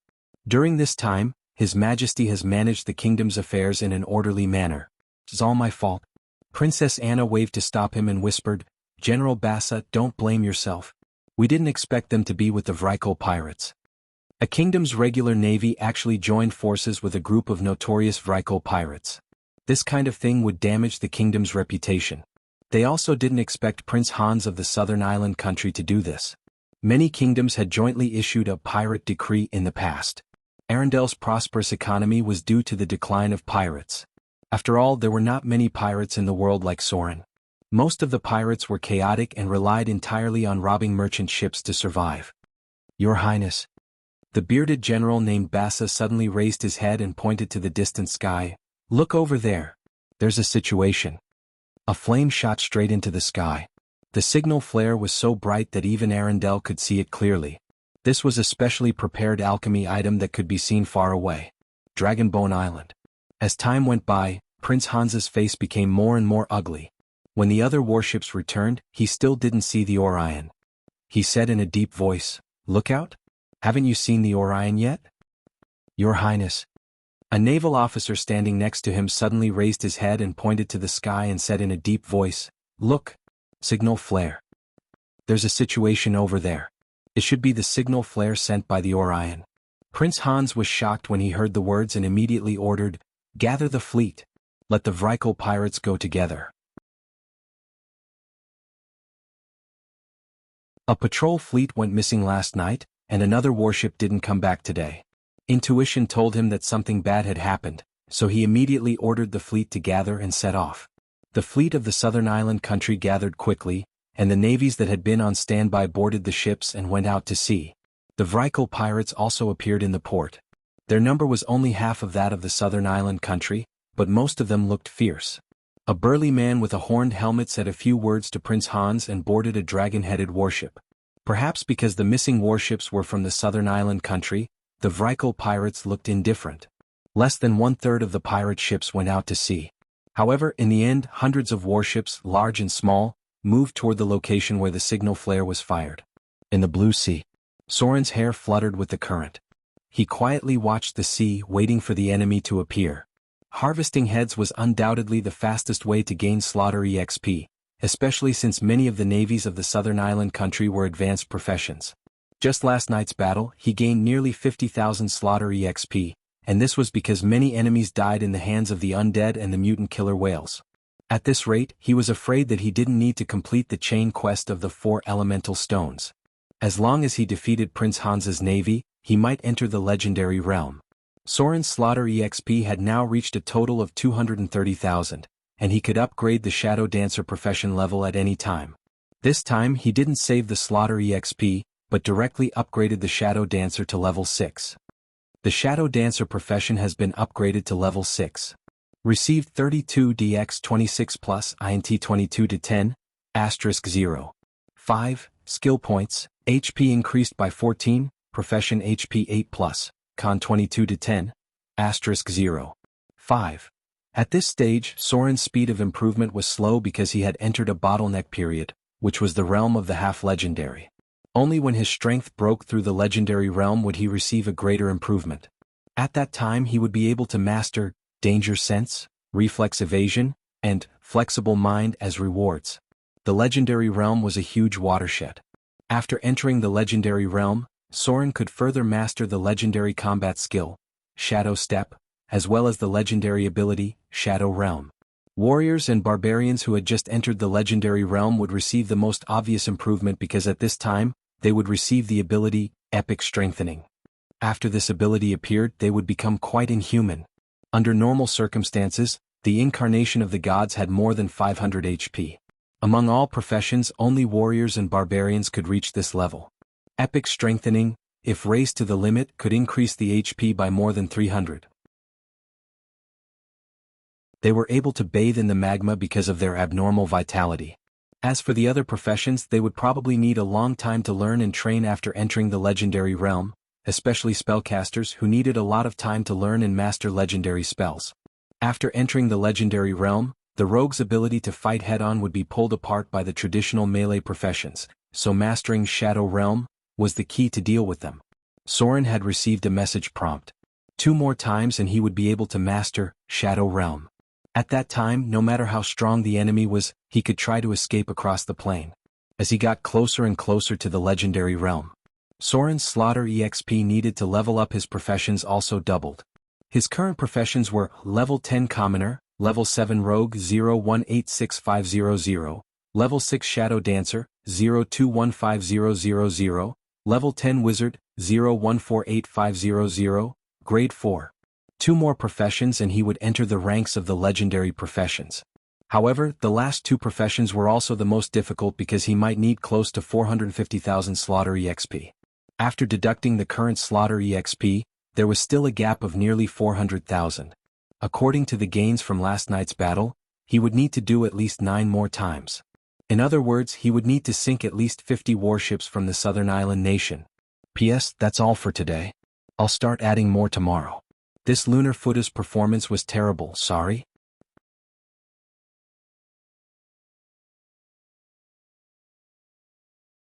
Chapter 381. There's fog. Prince Hans stood on the deck and looked around. He said in a deep voice, "Why is there fog in this weather? Your Excellency Kenlodo, please expel this fog." Standing next to Prince Hans was an old man in a robe. He nodded and said, "Okay. This fog is a bit strange." The light of a spell appeared. As the old man in front of them cast the spell, a gust of wind blew in all directions, blowing away the fog on the sea. However, a new fog soon appeared, blocking their vision, but it didn't seem as dense as before. The old man standing next to Prince Hans frowned. He raised his hand and cast another spell. It seemed that he was a high-grade warlock, so he didn't need to memorize spells in advance. Under normal circumstances, sorcerers rarely memorize spells like this. This fog isn't formed naturally. The high-grade warlock named Kenlodo had a dignified expression and said in a deep voice, "It seems that something is summoning the fog. Your Highness, we may have encountered a sea monster." Normal fog would not appear on the sea so strangely, and it was only in this area. There was no geographical environment nearby that could form fog, so according to the high-grade warlock speculation, the most likely possibility was that there was a sea monster here that could summon fog. Damn it. Prince Hans hammered the deck of the ship and said slowly, "Why did a deep-sea monster suddenly appear here? So the missing battleship yesterday and the missing Orion today were all done by it?" The high-grade warlock nodded gently and said, "It's very likely. If it was a sea monster that attacked them, I'm afraid they are all dead." Prince Hans nodded with a gloomy expression and said in a deep voice, "Can we kill it?" The high-grade warlock next to him pondered for a moment, then turned to the naval officer on the side. After asking a few questions he said, "Yes. The Vrykul pirates have some whaling cannons on their ship, and we also have some equipment on our ship to deal with large sea creatures. If we can find it, we should be able to kill it."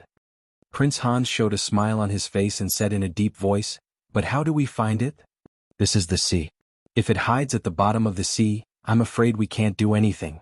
Lord Kinlodo, please take care of this sea monster. Otherwise, I'm afraid our warships will be attacked again. If this happens, it will be a great blow to our morale." The high-grade warlock hesitated for a moment and then said, "I'll try." A faint light of magic appeared. Then, something that looked like an eye appeared in front of him, and the situation around the fog gradually became clear. "Found it." A trace of excitement suddenly appeared on the face of the high-ranking warlock, and he said in a deep voice, "It's in front. It really is a deep-sea monster." It was a huge shadow. Through the light produced by the spell, the other people present also saw a trace. It was a very large black shadow, wandering on the seabed in front of them. Its body was probably much larger than the largest blue whale. With such a huge body, it was obvious that it was a deep-sea monster. After seeing this huge shadow, a smile appeared on Prince Hans's face, but soon it became serious again because such a monster was not so easy to deal with. "Prepare for battle." The admiral next to him quickly gave an order and shouted, "Load the whaling cannons. Everyone prepare for battle." The fog in front of them became a little thinner. With the order of the admiral, the fleet was scattered a lot so as to avoid being affected in the battle. The fleet sailed forward in a fan shape. To deal with this kind of giant sea monster, only by opening up space could they cause tons of damage. Because of some unknown energy mutation in this world, possibly related to the energy radiation of the Arcane Empire, some mutant creatures often appeared in the sea. The most common of them was the giant octopus, so the navies of these southern island countries had experience in dealing with sea monsters. The calm sea seemed to be brewing a terrible storm. The vague huge shadow was locked by the warlock spell. Even Prince Hans, who was standing on the deck, was a little nervous. After all, it was not easy to deal with such a monster in the sea. "Warning!"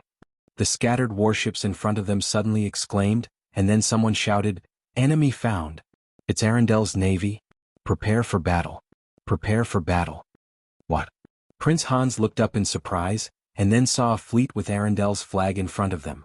The number of the other side was obviously less than theirs. It seemed that because of the fog in the sea, they did not discover each other until they were closer. When they saw so many warships of the southern island countries in front of them, Arendel's fleet also seemed a little flustered, and seemed to be planning to turn around and retreat. "Kill them." Prince Hans's expression was obviously excited, and he said in a deep voice, "Don't worry about that sea monster for the time being. As long as we don't provoke it, it shouldn't dare to attack so many people. Order the warships to move forward at full speed. We'll destroy this Arendel's fleet." On the other side, a bearded general was also standing on a large warship. When the nearby fog gradually thinned, his face suddenly changed and he said in a deep voice, "Not good. It's the fleet of the southern island countries. Damn it. We've fallen into their trap." The signal flare that rose into the air today was too obvious. Even Arendelle saw it. Although he suspected that it might be a trap, in the end he decided to lead his fleet to see the situation. In order to avoid being intercepted by the enemy, all the ships he brought out this time were fast ships. If it wasn't for this strange fog, he should have seen the enemy's tracks from afar, but because of the fog obstructing their vision, they only discovered the enemy when they got closer. Therefore, the first reaction in his mind was that he had fallen into the enemy's trap. Rumble. The roar of cannons sounded. The warships that first entered the range fired continuously, and the leading warships of the Vrykul pirates quickly rushed over, wanting to board the enemy's deck. Only the pirates' fast ships can catch up with them. Many of the fleets of the southern island countries are medium-sized warships with fierce firepower. However, Arendel's fleet also reacted very quickly. Following the general's order, they immediately turned around and retreated. It seemed that they had no intention of fighting with them. In fact, they didn't have the ability to fight at all. If the warships want to increase their speed, they must give up their firepower. Most of the fast ships don't even have half of the firepower of a medium-sized warship. A large warship like the Dragonhead warship can be equipped with hundreds of cannons. It can be said that even the dead man's voice may be blown up in a head-on naval battle. Of the warships sent by Arendelle, the strongest was only 24 cannons. Shooting at each other was simply a matter of life and death. However, Arendelle also has their advantage, that is, Arendelle has a group of ice witches. The fog became even thicker. The ice witches seemed to have cast a spell to strengthen the fog on the sea, making it gray 50 meters away. Many of the gunfire hit the sea, and Arendelle's fleet could only see a vague shadow. The Vrykul pirates screamed and rushed into the fog. When the distance was 100 meters away, the navy of the southern island countries couldn't even see their pirate ships clearly. "Don't fire." A naval officer stopped the gunners from loading and said with an ugly expression, "Those idiots rushed up. It's easy to accidentally hurt them if we fire now." The field of vision in front of them was very small. The possibility of accidentally hurting allies like this was too high, and it was difficult to aim at the enemy unless the distance was reduced to a certain extent. At the same time, just as the navy of the southern island countries was about to annihilate Arendelle's fleet, a huge shadow slowly rose from the dark bottom of the sea. Near this huge shadow, a ghost ship gradually floated up. The undead of the drowned had a grim smile on his face, and he swam up little by little under the cover of the fog. The battle had just begun. The unexpected appearance of Arendelle's fleet did not affect Soren's plan. P.S. Today's third update. Love you.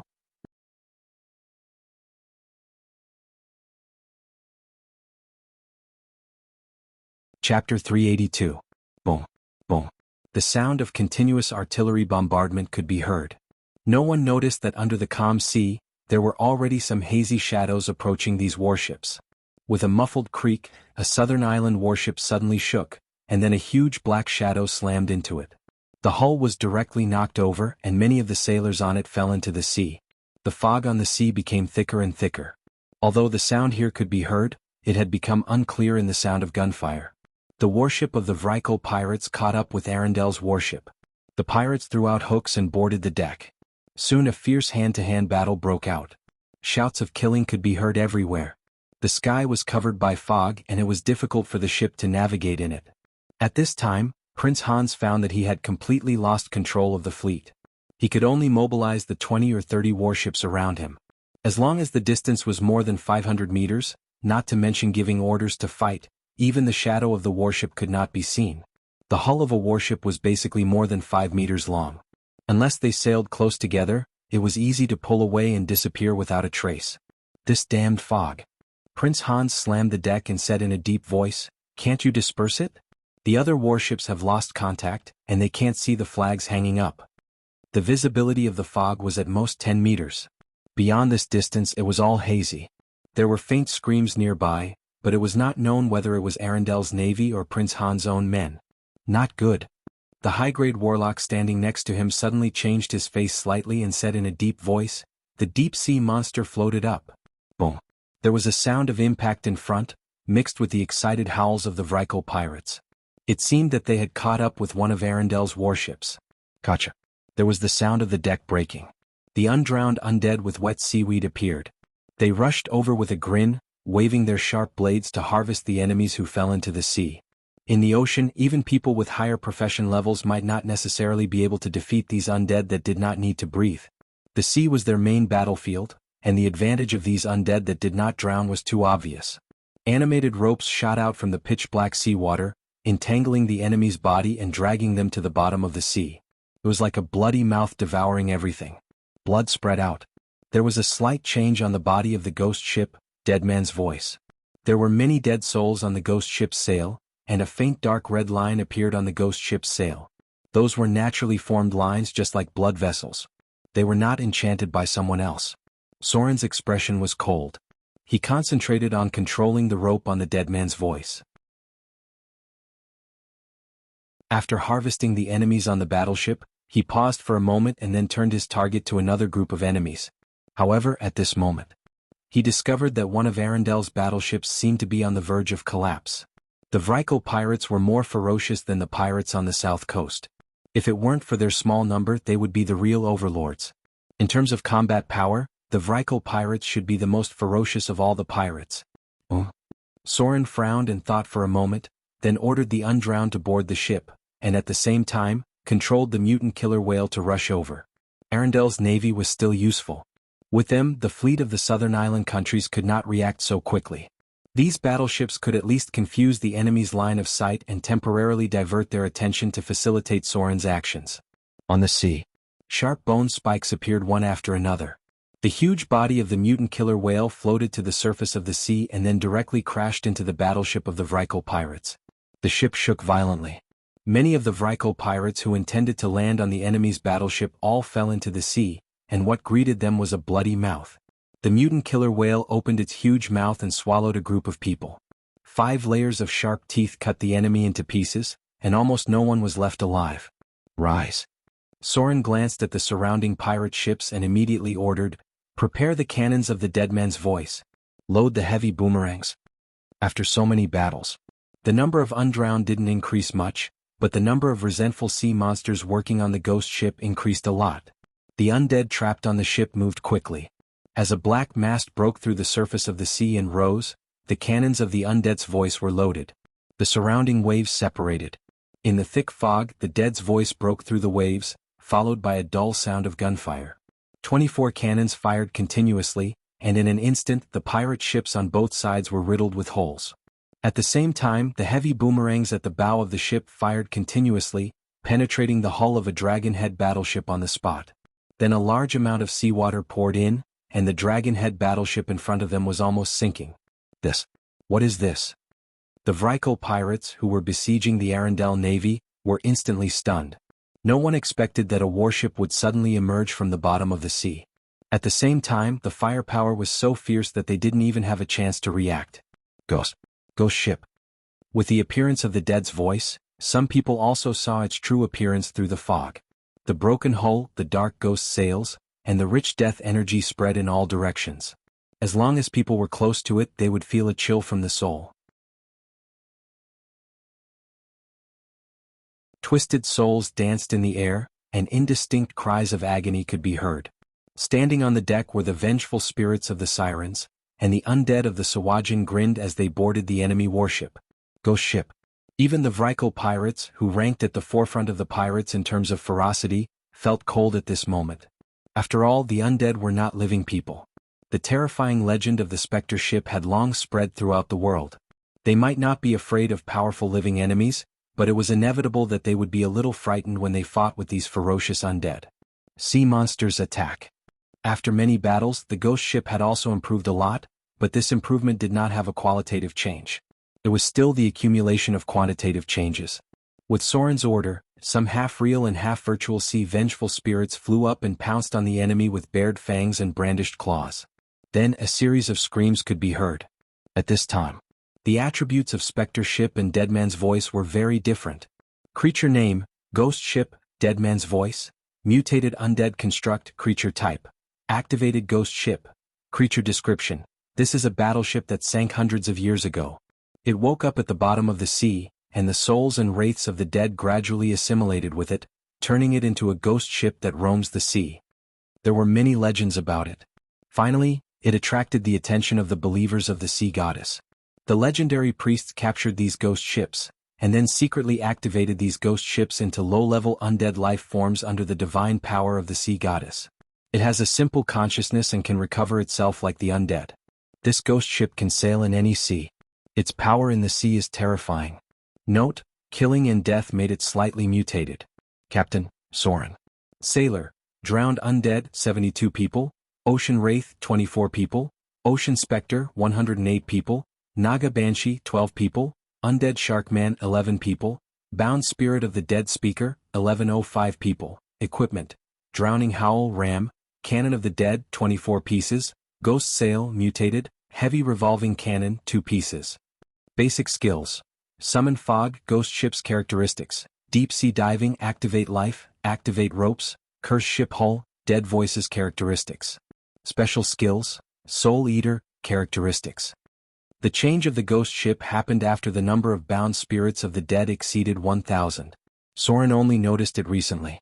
In the original ghost ship's characteristics, it had an additional special form, mutated undead construct life. At the same time, the number of undead sailors on the ship gradually increased due to the increase of bound spirits. The most obvious ones were the sea monsters and sea ghosts. And the original underwater navigation ability had become deep sea diving. Soren was not sure about the specific effect because he had not yet steered the ghost ship to dive too deep into the sea. Finally, the ghost ship had an additional special, Soul Eater, characteristic. Even Soren did not understand this characteristic, but with the appearance of this Soul Eater characteristic, the ghost ship's spirit binding characteristic disappeared. In the past, the ghost ship had a spirit binding characteristic, but now it only had the Soul Eater characteristic. Ocean ghosts flew out one after another. These half-real and half-virtual undead creatures had a 50% physical attack evasion ability. In the past, Soren also relied on holy water to kill the ghosts he encountered. Now these Vrykul pirates were even more difficult to deal with. What is that? A ghost ship. On Arendel's ship, the bearded admiral reached out and wiped the blood on his face, then looked ahead in surprise. A ghost ship suddenly appeared on the side of the warship, and it looked like it was helping them deal with the Vrykul pirates. This kind of thing was very strange and they were completely unprepared. However, he quickly grasped the opportunity and began to gather his men to prepare to kill the enemy on the deck. A ghost ship might not be able to change the situation. The most important thing was to find a way to escape before being surrounded by the enemy.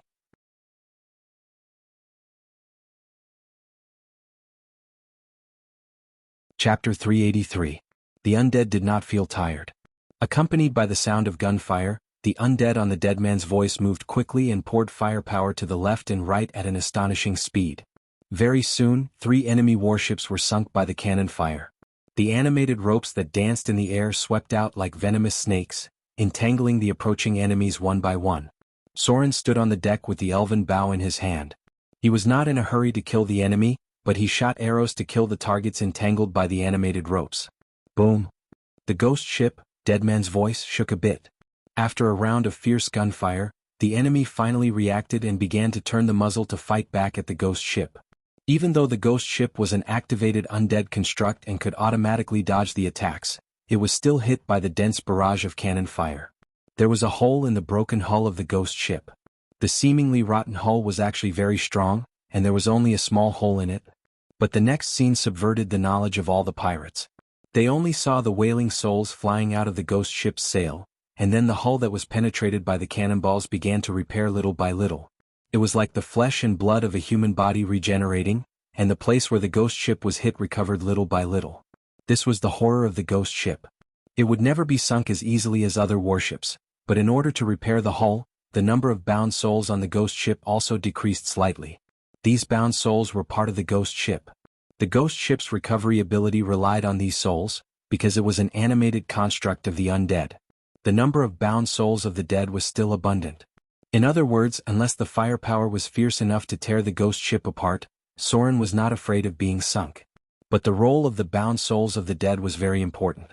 Whether the ghost ship could continue to improve its strength depended on the number of bound souls accumulated, so he did not intend to consume too many of them. Full speed ahead. Seeing that Arendel's warship in front of him was almost out of trouble, Soren immediately ordered, "Prepare the sinking whaling ram. Sink the ship in front." The ship began to accelerate. The sharp ram charged towards the pirate ship in front of him, instantly creating a huge hole in the ship. The submerged hull ram was the equipment Soren used the least. If it wasn't close enough, he would have preferred to use the alchemy rune, the dead man's cannon. Retreat. Turn around. Following Soren's order, the dead man's voice didn't need anyone to steer the ship. It directly turned the ghost sail around and pulled away. Soren looked at Arendel's marines in front of him and said, "Deep sea dive." Rumble. Seawater surged in from all directions and the ghost ship, dead man's voice, sank to the bottom of the sea little by little. Under the cover of the fog, it became more and more hazy, leaving only a ship full of astonished sailors and a broken ship floating on the sea. The enemy's bodies were devoured by the mutant tiger sharks. The whole battle took less than 5 minutes, and a round of salvo from the dead man's voice severely damaged the Vrykol pirates. As the dead man's voice gradually dived to the bottom of the sea, the mutant tiger sharks also began to dive, and finally the sea returned to calm. This.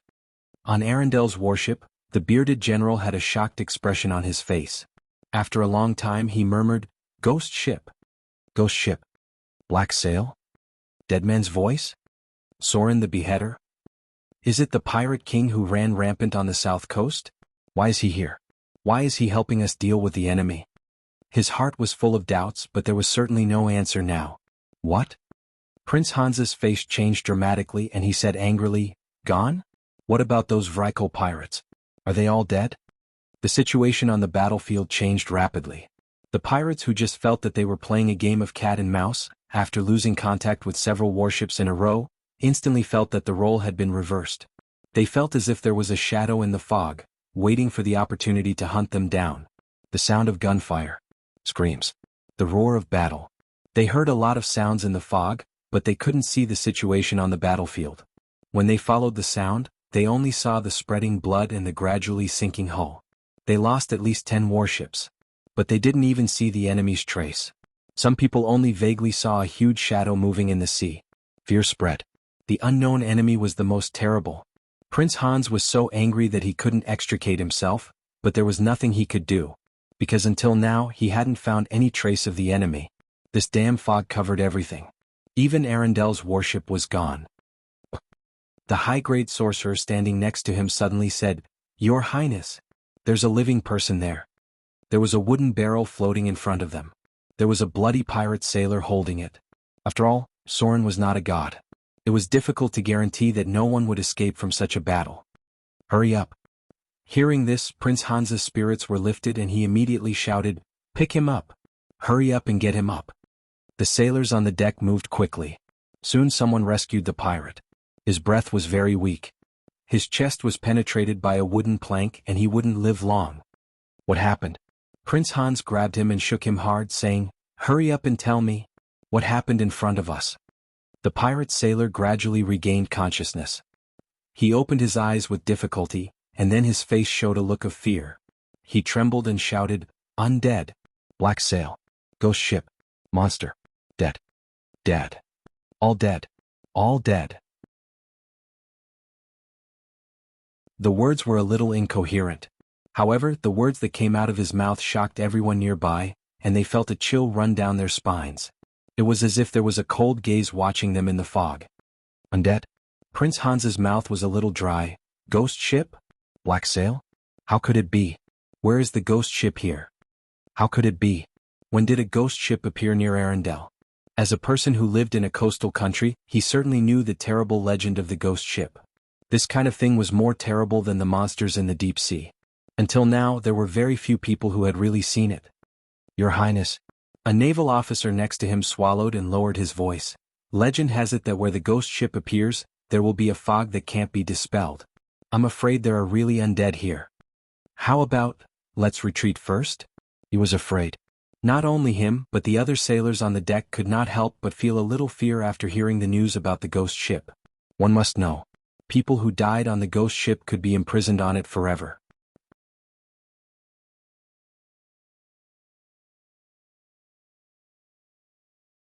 Chapter 384. Retreat. Prince Hans's expression was uncertain, but in the end he gritted his teeth and said, "Let's retreat to Dragonbone Island first. The current situation is very unfavorable to us. Wait until we figure out the enemy situation before we deal with them." Damned fog. This strange fog completely crippled them. They couldn't find the enemy's trace and there was no way to command the battle. Everyone was like a headless fly in the fog. If the enemy was really a ghost ship, their losses would only be greater if they stayed here. The undead ignored the fog. They observed the world according to the color of the soul. The vision of the undead was more like the vision of the spiritual world. It was a gray color and they could see the light of the soul. In this case, the enemy could find them, but they couldn't find the enemy. Woo woo woo. A desolate bugle horn sounded, signaling the retreat of the warships. The warships around them all stopped. What's going on? Why did they suddenly retreat? Where are they? Why is old Deco's ship gone? Wasn't it nearby just now? Bursts of voices came back. Those targets targeted by the dead man's voice were naturally doomed, but those warships that were not targeted by the dead man's voice had been running around until now and had not encountered any enemies at all. Only when the others heard the horn of retreat and gradually gathered around Prince Han's warship did they find that there seemed to be a lot of people around them. One of the fleets that had set off with them had even completely disappeared. What's going on? Where are Kenner and the others? Why did they come back? Some admirals of the southern island countries looked around in surprise. After the horn of retreat was blown, Prince Han's warship began to retreat, and the other warships naturally followed. As they gradually left the area covered by the fog, everything nearby gradually became clear, but when Prince Hans counted the warships under his command, his face became quite stiff. A total of 16 warships were gone. 5 of them were the warships of the Vrykul pirates, and the others were all his men. The fog in front of them was still thick, and it had become quiet inside. Without the sound of cannon fire, they could vaguely hear wails and cries that sent chills down their spines. It wasn't a man's wail, but more like a rather sharp half-male, half-female voice. It was like the background music in a ghost story. It was quite horrifying to listen to. At first, the sound of gunfire was too deafening. Now that it had quieted down, everyone who heard the sound felt their hair stand on end. It's a wraith. The high-grade warlock standing behind Prince Hans had a dignified expression as he murmured, and there are quite a lot of wraiths. Vengeful spirits were a special kind of undead life form. Their wails could directly cause an effect similar to the intimidation spell. Ordinary people with weak willpower might directly faint from fright.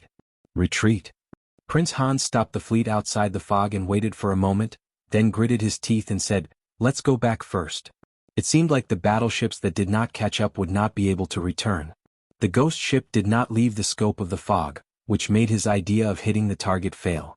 Until now, he was not sure if the ghost ship appeared here by accident or if it was reinforcements invited by Arendelle, because everything was too coincidental. As soon as they arrived at the location of the signal flare, they encountered Arendelle's navy, and then they encountered this strange ghost ship. If this was really Arendelle's reinforcements, then the situation was a bit bad. Prince Hans couldn't help but feel a little gloomy when he thought of this. As the fleet of the southern island country left, some pale white phantoms vaguely appeared in the fog, and then a black ghost ship appeared. "Come back." As Soren's voice fell, the sea wraiths flying around the ghost ship all floated down, and then one by one they integrated into the ghost ship's sail. He did not chase after the enemy because no matter how strong Soren was, he was only one person and one ship. Legendary professions may be very powerful, but there were more than 1 or 2 of them who had been besieged by the enemy. Even the saints, who were the incarnations of gods, could be besieged and killed. A quasi-legendary like him naturally did not dare to take risks. In fact, his purpose had been achieved. The navy of the southern island country had been hit so hard, and the morale would definitely be much lower. At most, the news of the south being looted by pirates would come in a few days. At that time, the navy's sailors would be eager to return home. Prince Hans would not stay here to fight with Arendelle unless he was crazy, and would not care about the pirate army raging in the southern island country's waters. Once his navy retreated, it would never be so easy to make a comeback. Soren had prepared a big meal for him on the west coast. He mobilized the pirate army to control the west coast and backed by the Northern Witch Council. As long as he finished his work, he could teach Prince Hans a lesson at any time. Night fell. Soren stood on the deck and looked at the sky. The stars tonight seemed a little dim, and many of the once bright stars seemed to be gray at the moment. These lights were getting weaker and weaker. It seemed that it would not be long before they went out. Even the bright moon under the night sky seemed to have a gray veil. Time passed little by little. Soren quietly waited for midnight to come. Dealing with Prince Hans was certainly not just a matter of defeating him on the sea. Soren was a quasi-legendary rogue. If a professional like him wanted to deal with a person by hook or by crook, the result would be terrible. If he was not sure that Prince Hans, as the crown prince of a country, would be protected by high-grade professions, he would be more inclined to directly behead the target. But this behavior was too risky. He was not sure how many legendary items Prince Hans had, let alone how strong the person responsible for protecting him was. Soren had always been very cautious. He would not do things that he was not sure of. Deep-sea diving. With Soren's order, the ghost ship dived into the sea again, and then gradually approached the location of Dragonbone Island. A huge black shadow in the sea also moved with it, and finally stopped about 3 kilometers away from Dragonbone Island. Get ready for battle. Soren changed into a suit and with a cold light, he pulled out his curved sword. The ghost ship was quiet. He looked at the undead who were ready to stand by and said in a deep voice, "Be ready to support me at any time. If you see fire, bombard the enemy's dock from the south." The undead Naga siren nodded and said, "Yes, master." Shadow hide. Soren's figure escaped into the night.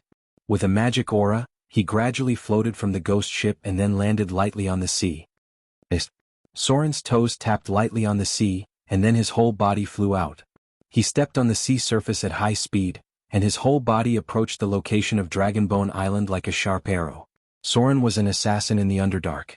If it weren't for the Drow matriarch who wanted to squeeze him dry, Soren would have become a Nightwalker in the Underdark. Soren had been active in the Underdark for many years, and he had long been familiar with the means of assassination and guerrilla warfare. Today, dealing with the navy of these southern island countries was just a small test. Pada.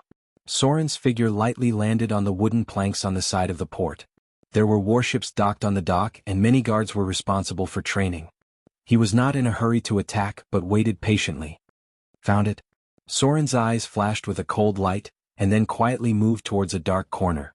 He approached quietly and then in an instant he pulled out his sword. Wuxia. Blood splashed out and Soren slowly put down the body in his hand. A hidden sentry. His long-term experience told him that this kind of action must be carried out first.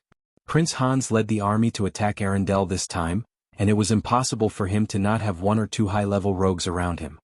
Next. Soren's figure disappeared into the night again. Only when these hidden sentry were taken care of, tonight would be his wanton hunting feast. It seemed that he had not fought like this for a long time since he left the Underdark.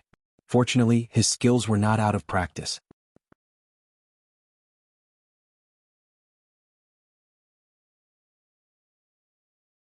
Chapter 385. A cold light flashed. The guard who was patrolling slowly fell to the ground, covering his neck. Soren reached out and grabbed his body before it fell to the ground, and then put it in a dark corner around the corner. The enemy would not leave him much time.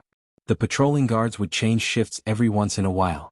When they found something unusual or saw these corpses, the alarm would sound soon. Shadow hiding. Soren observed for a moment with a blank expression, then bent down and leaped. With a slight landing sound, his figure had jumped to the roof next door. He moved forward stealthily, reached out and grabbed the corner of the roof as he approached it, and then landed lightly. In front of him was a room. There was a sound of snoring coming from inside.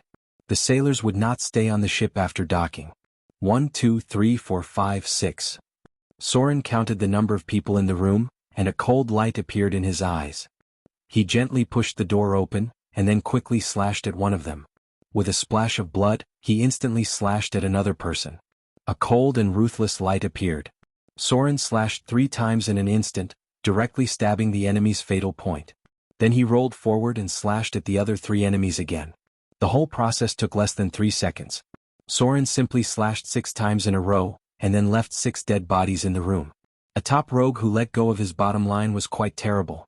Because no profession could be better at stealth and assassination than a rogue.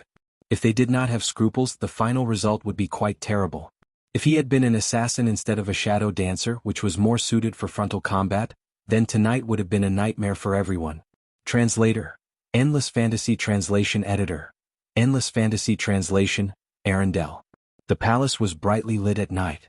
Princess Anna sat on the throne and listened. Next to her were the fully armed captain of the maids and a witch in a dark blue robe. Ever since Prince Hans had sealed off the port of Arendelle, the number of guards in the palace had doubled. There were countless open and hidden sentries, and the court witches had also been summoned to set up alarm spell traps everywhere. After all, Princess Anna was not Princess Royal. With Princess Royal's terrifying strength, every move in the palace was under her control. But now that Princess Royal had mysteriously disappeared, only the palace witches could protect Princess Anna's safety. That's how it is. Below the throne was a bearded general with bloodstains on his body. After wiping the sweat from his forehead, he said in a deep voice, "After discovering that something was wrong, I withdrew from there." The hall was silent. Princess Anna was wearing a pure white lace dress. After listening to the bearded general's report, she whispered, "You mean?" A specter ship appeared nearby. "Are you still helping us deal with those enemies?" Yes.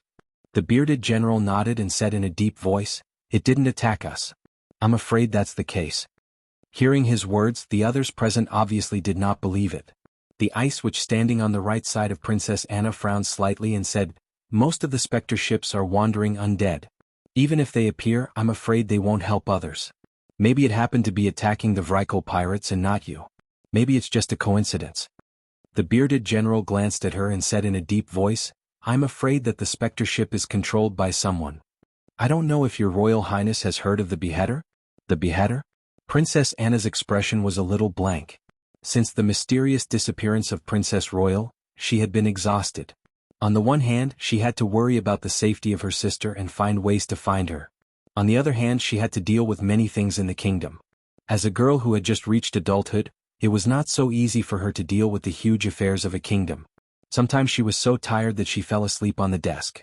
Especially after the Vrykul pirates looted the coast of Arendelle, there were more things she needed to deal with. In fact, she did not know much about things outside the Frost Kingdom. The Beheader? The only one present who had heard of this name was the Ice Witch. She was surprised and said, "Do you mean the pirate king who has recently risen on the south coast?" The Beheader, Soren. It is said that he also has a powerful specter ship under his command. How did he appear here? Is this the Frost Kingdom? And he is said to be active on the south coast. I'm afraid it's more than half a continent away from here. Soren? When she heard the name from the Ice Witch, Princess Anna could not help but tremble and then stood up in disbelief. Clatter. The crystal cup placed next to the throne fell to the ground and was accidentally knocked down by Princess Anna.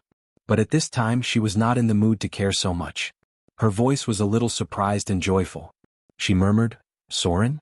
Do you mean his name is Soren? Did he appear? Did he really appear? Did he come back?" Hearing Princess Anna's somewhat incoherent words, the others present were puzzled. Only the captain standing next to her was surprised. Perhaps she did not know who the Beheader was, let alone the pirate king who rose on the south coast half a continent away, but she knew the name Soren. She was even familiar with this name because this name was mentioned more than once in Princess Anna's mouth. Is it really him? Princess Anna seemed to suddenly remember something and said anxiously, "No.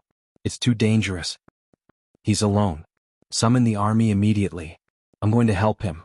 How can he deal with so many enemies alone?"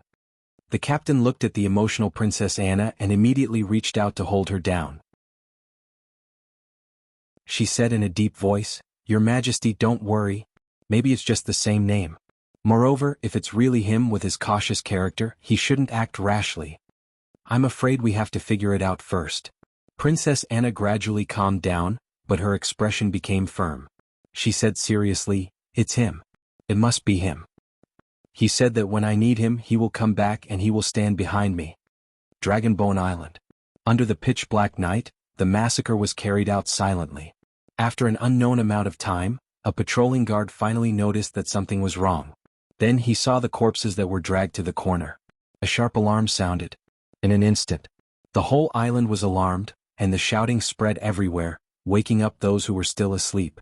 Enemy attack. Enemy. Assassin. There was a burst of panic, but it was eventually drowned out by a series of explosions. Rumble. There was a series of explosions near the port. It seemed that the place where gunpowder was stored was ignited. The explosions turned the entire port into a sea of fire. But this was just the beginning. Boom, boom, boom, boom. The sound of artillery fire came. In the dark night, a fog appeared in front of the port, and then a black warship appeared from the fog. The intense firepower poured down on the warships docked near the port. You're tuning in to the Han Lee's Wuxia Chronicles YouTube channel. We're so grateful for your support, and don't forget to subscribe to join us on this incredible journey through captivating stories. Your generosity through donations truly makes a world of difference, as it's the primary source of revenue that allows me to expand and enhance this channel for you. Thank you from the bottom of my heart for being a part of this adventure.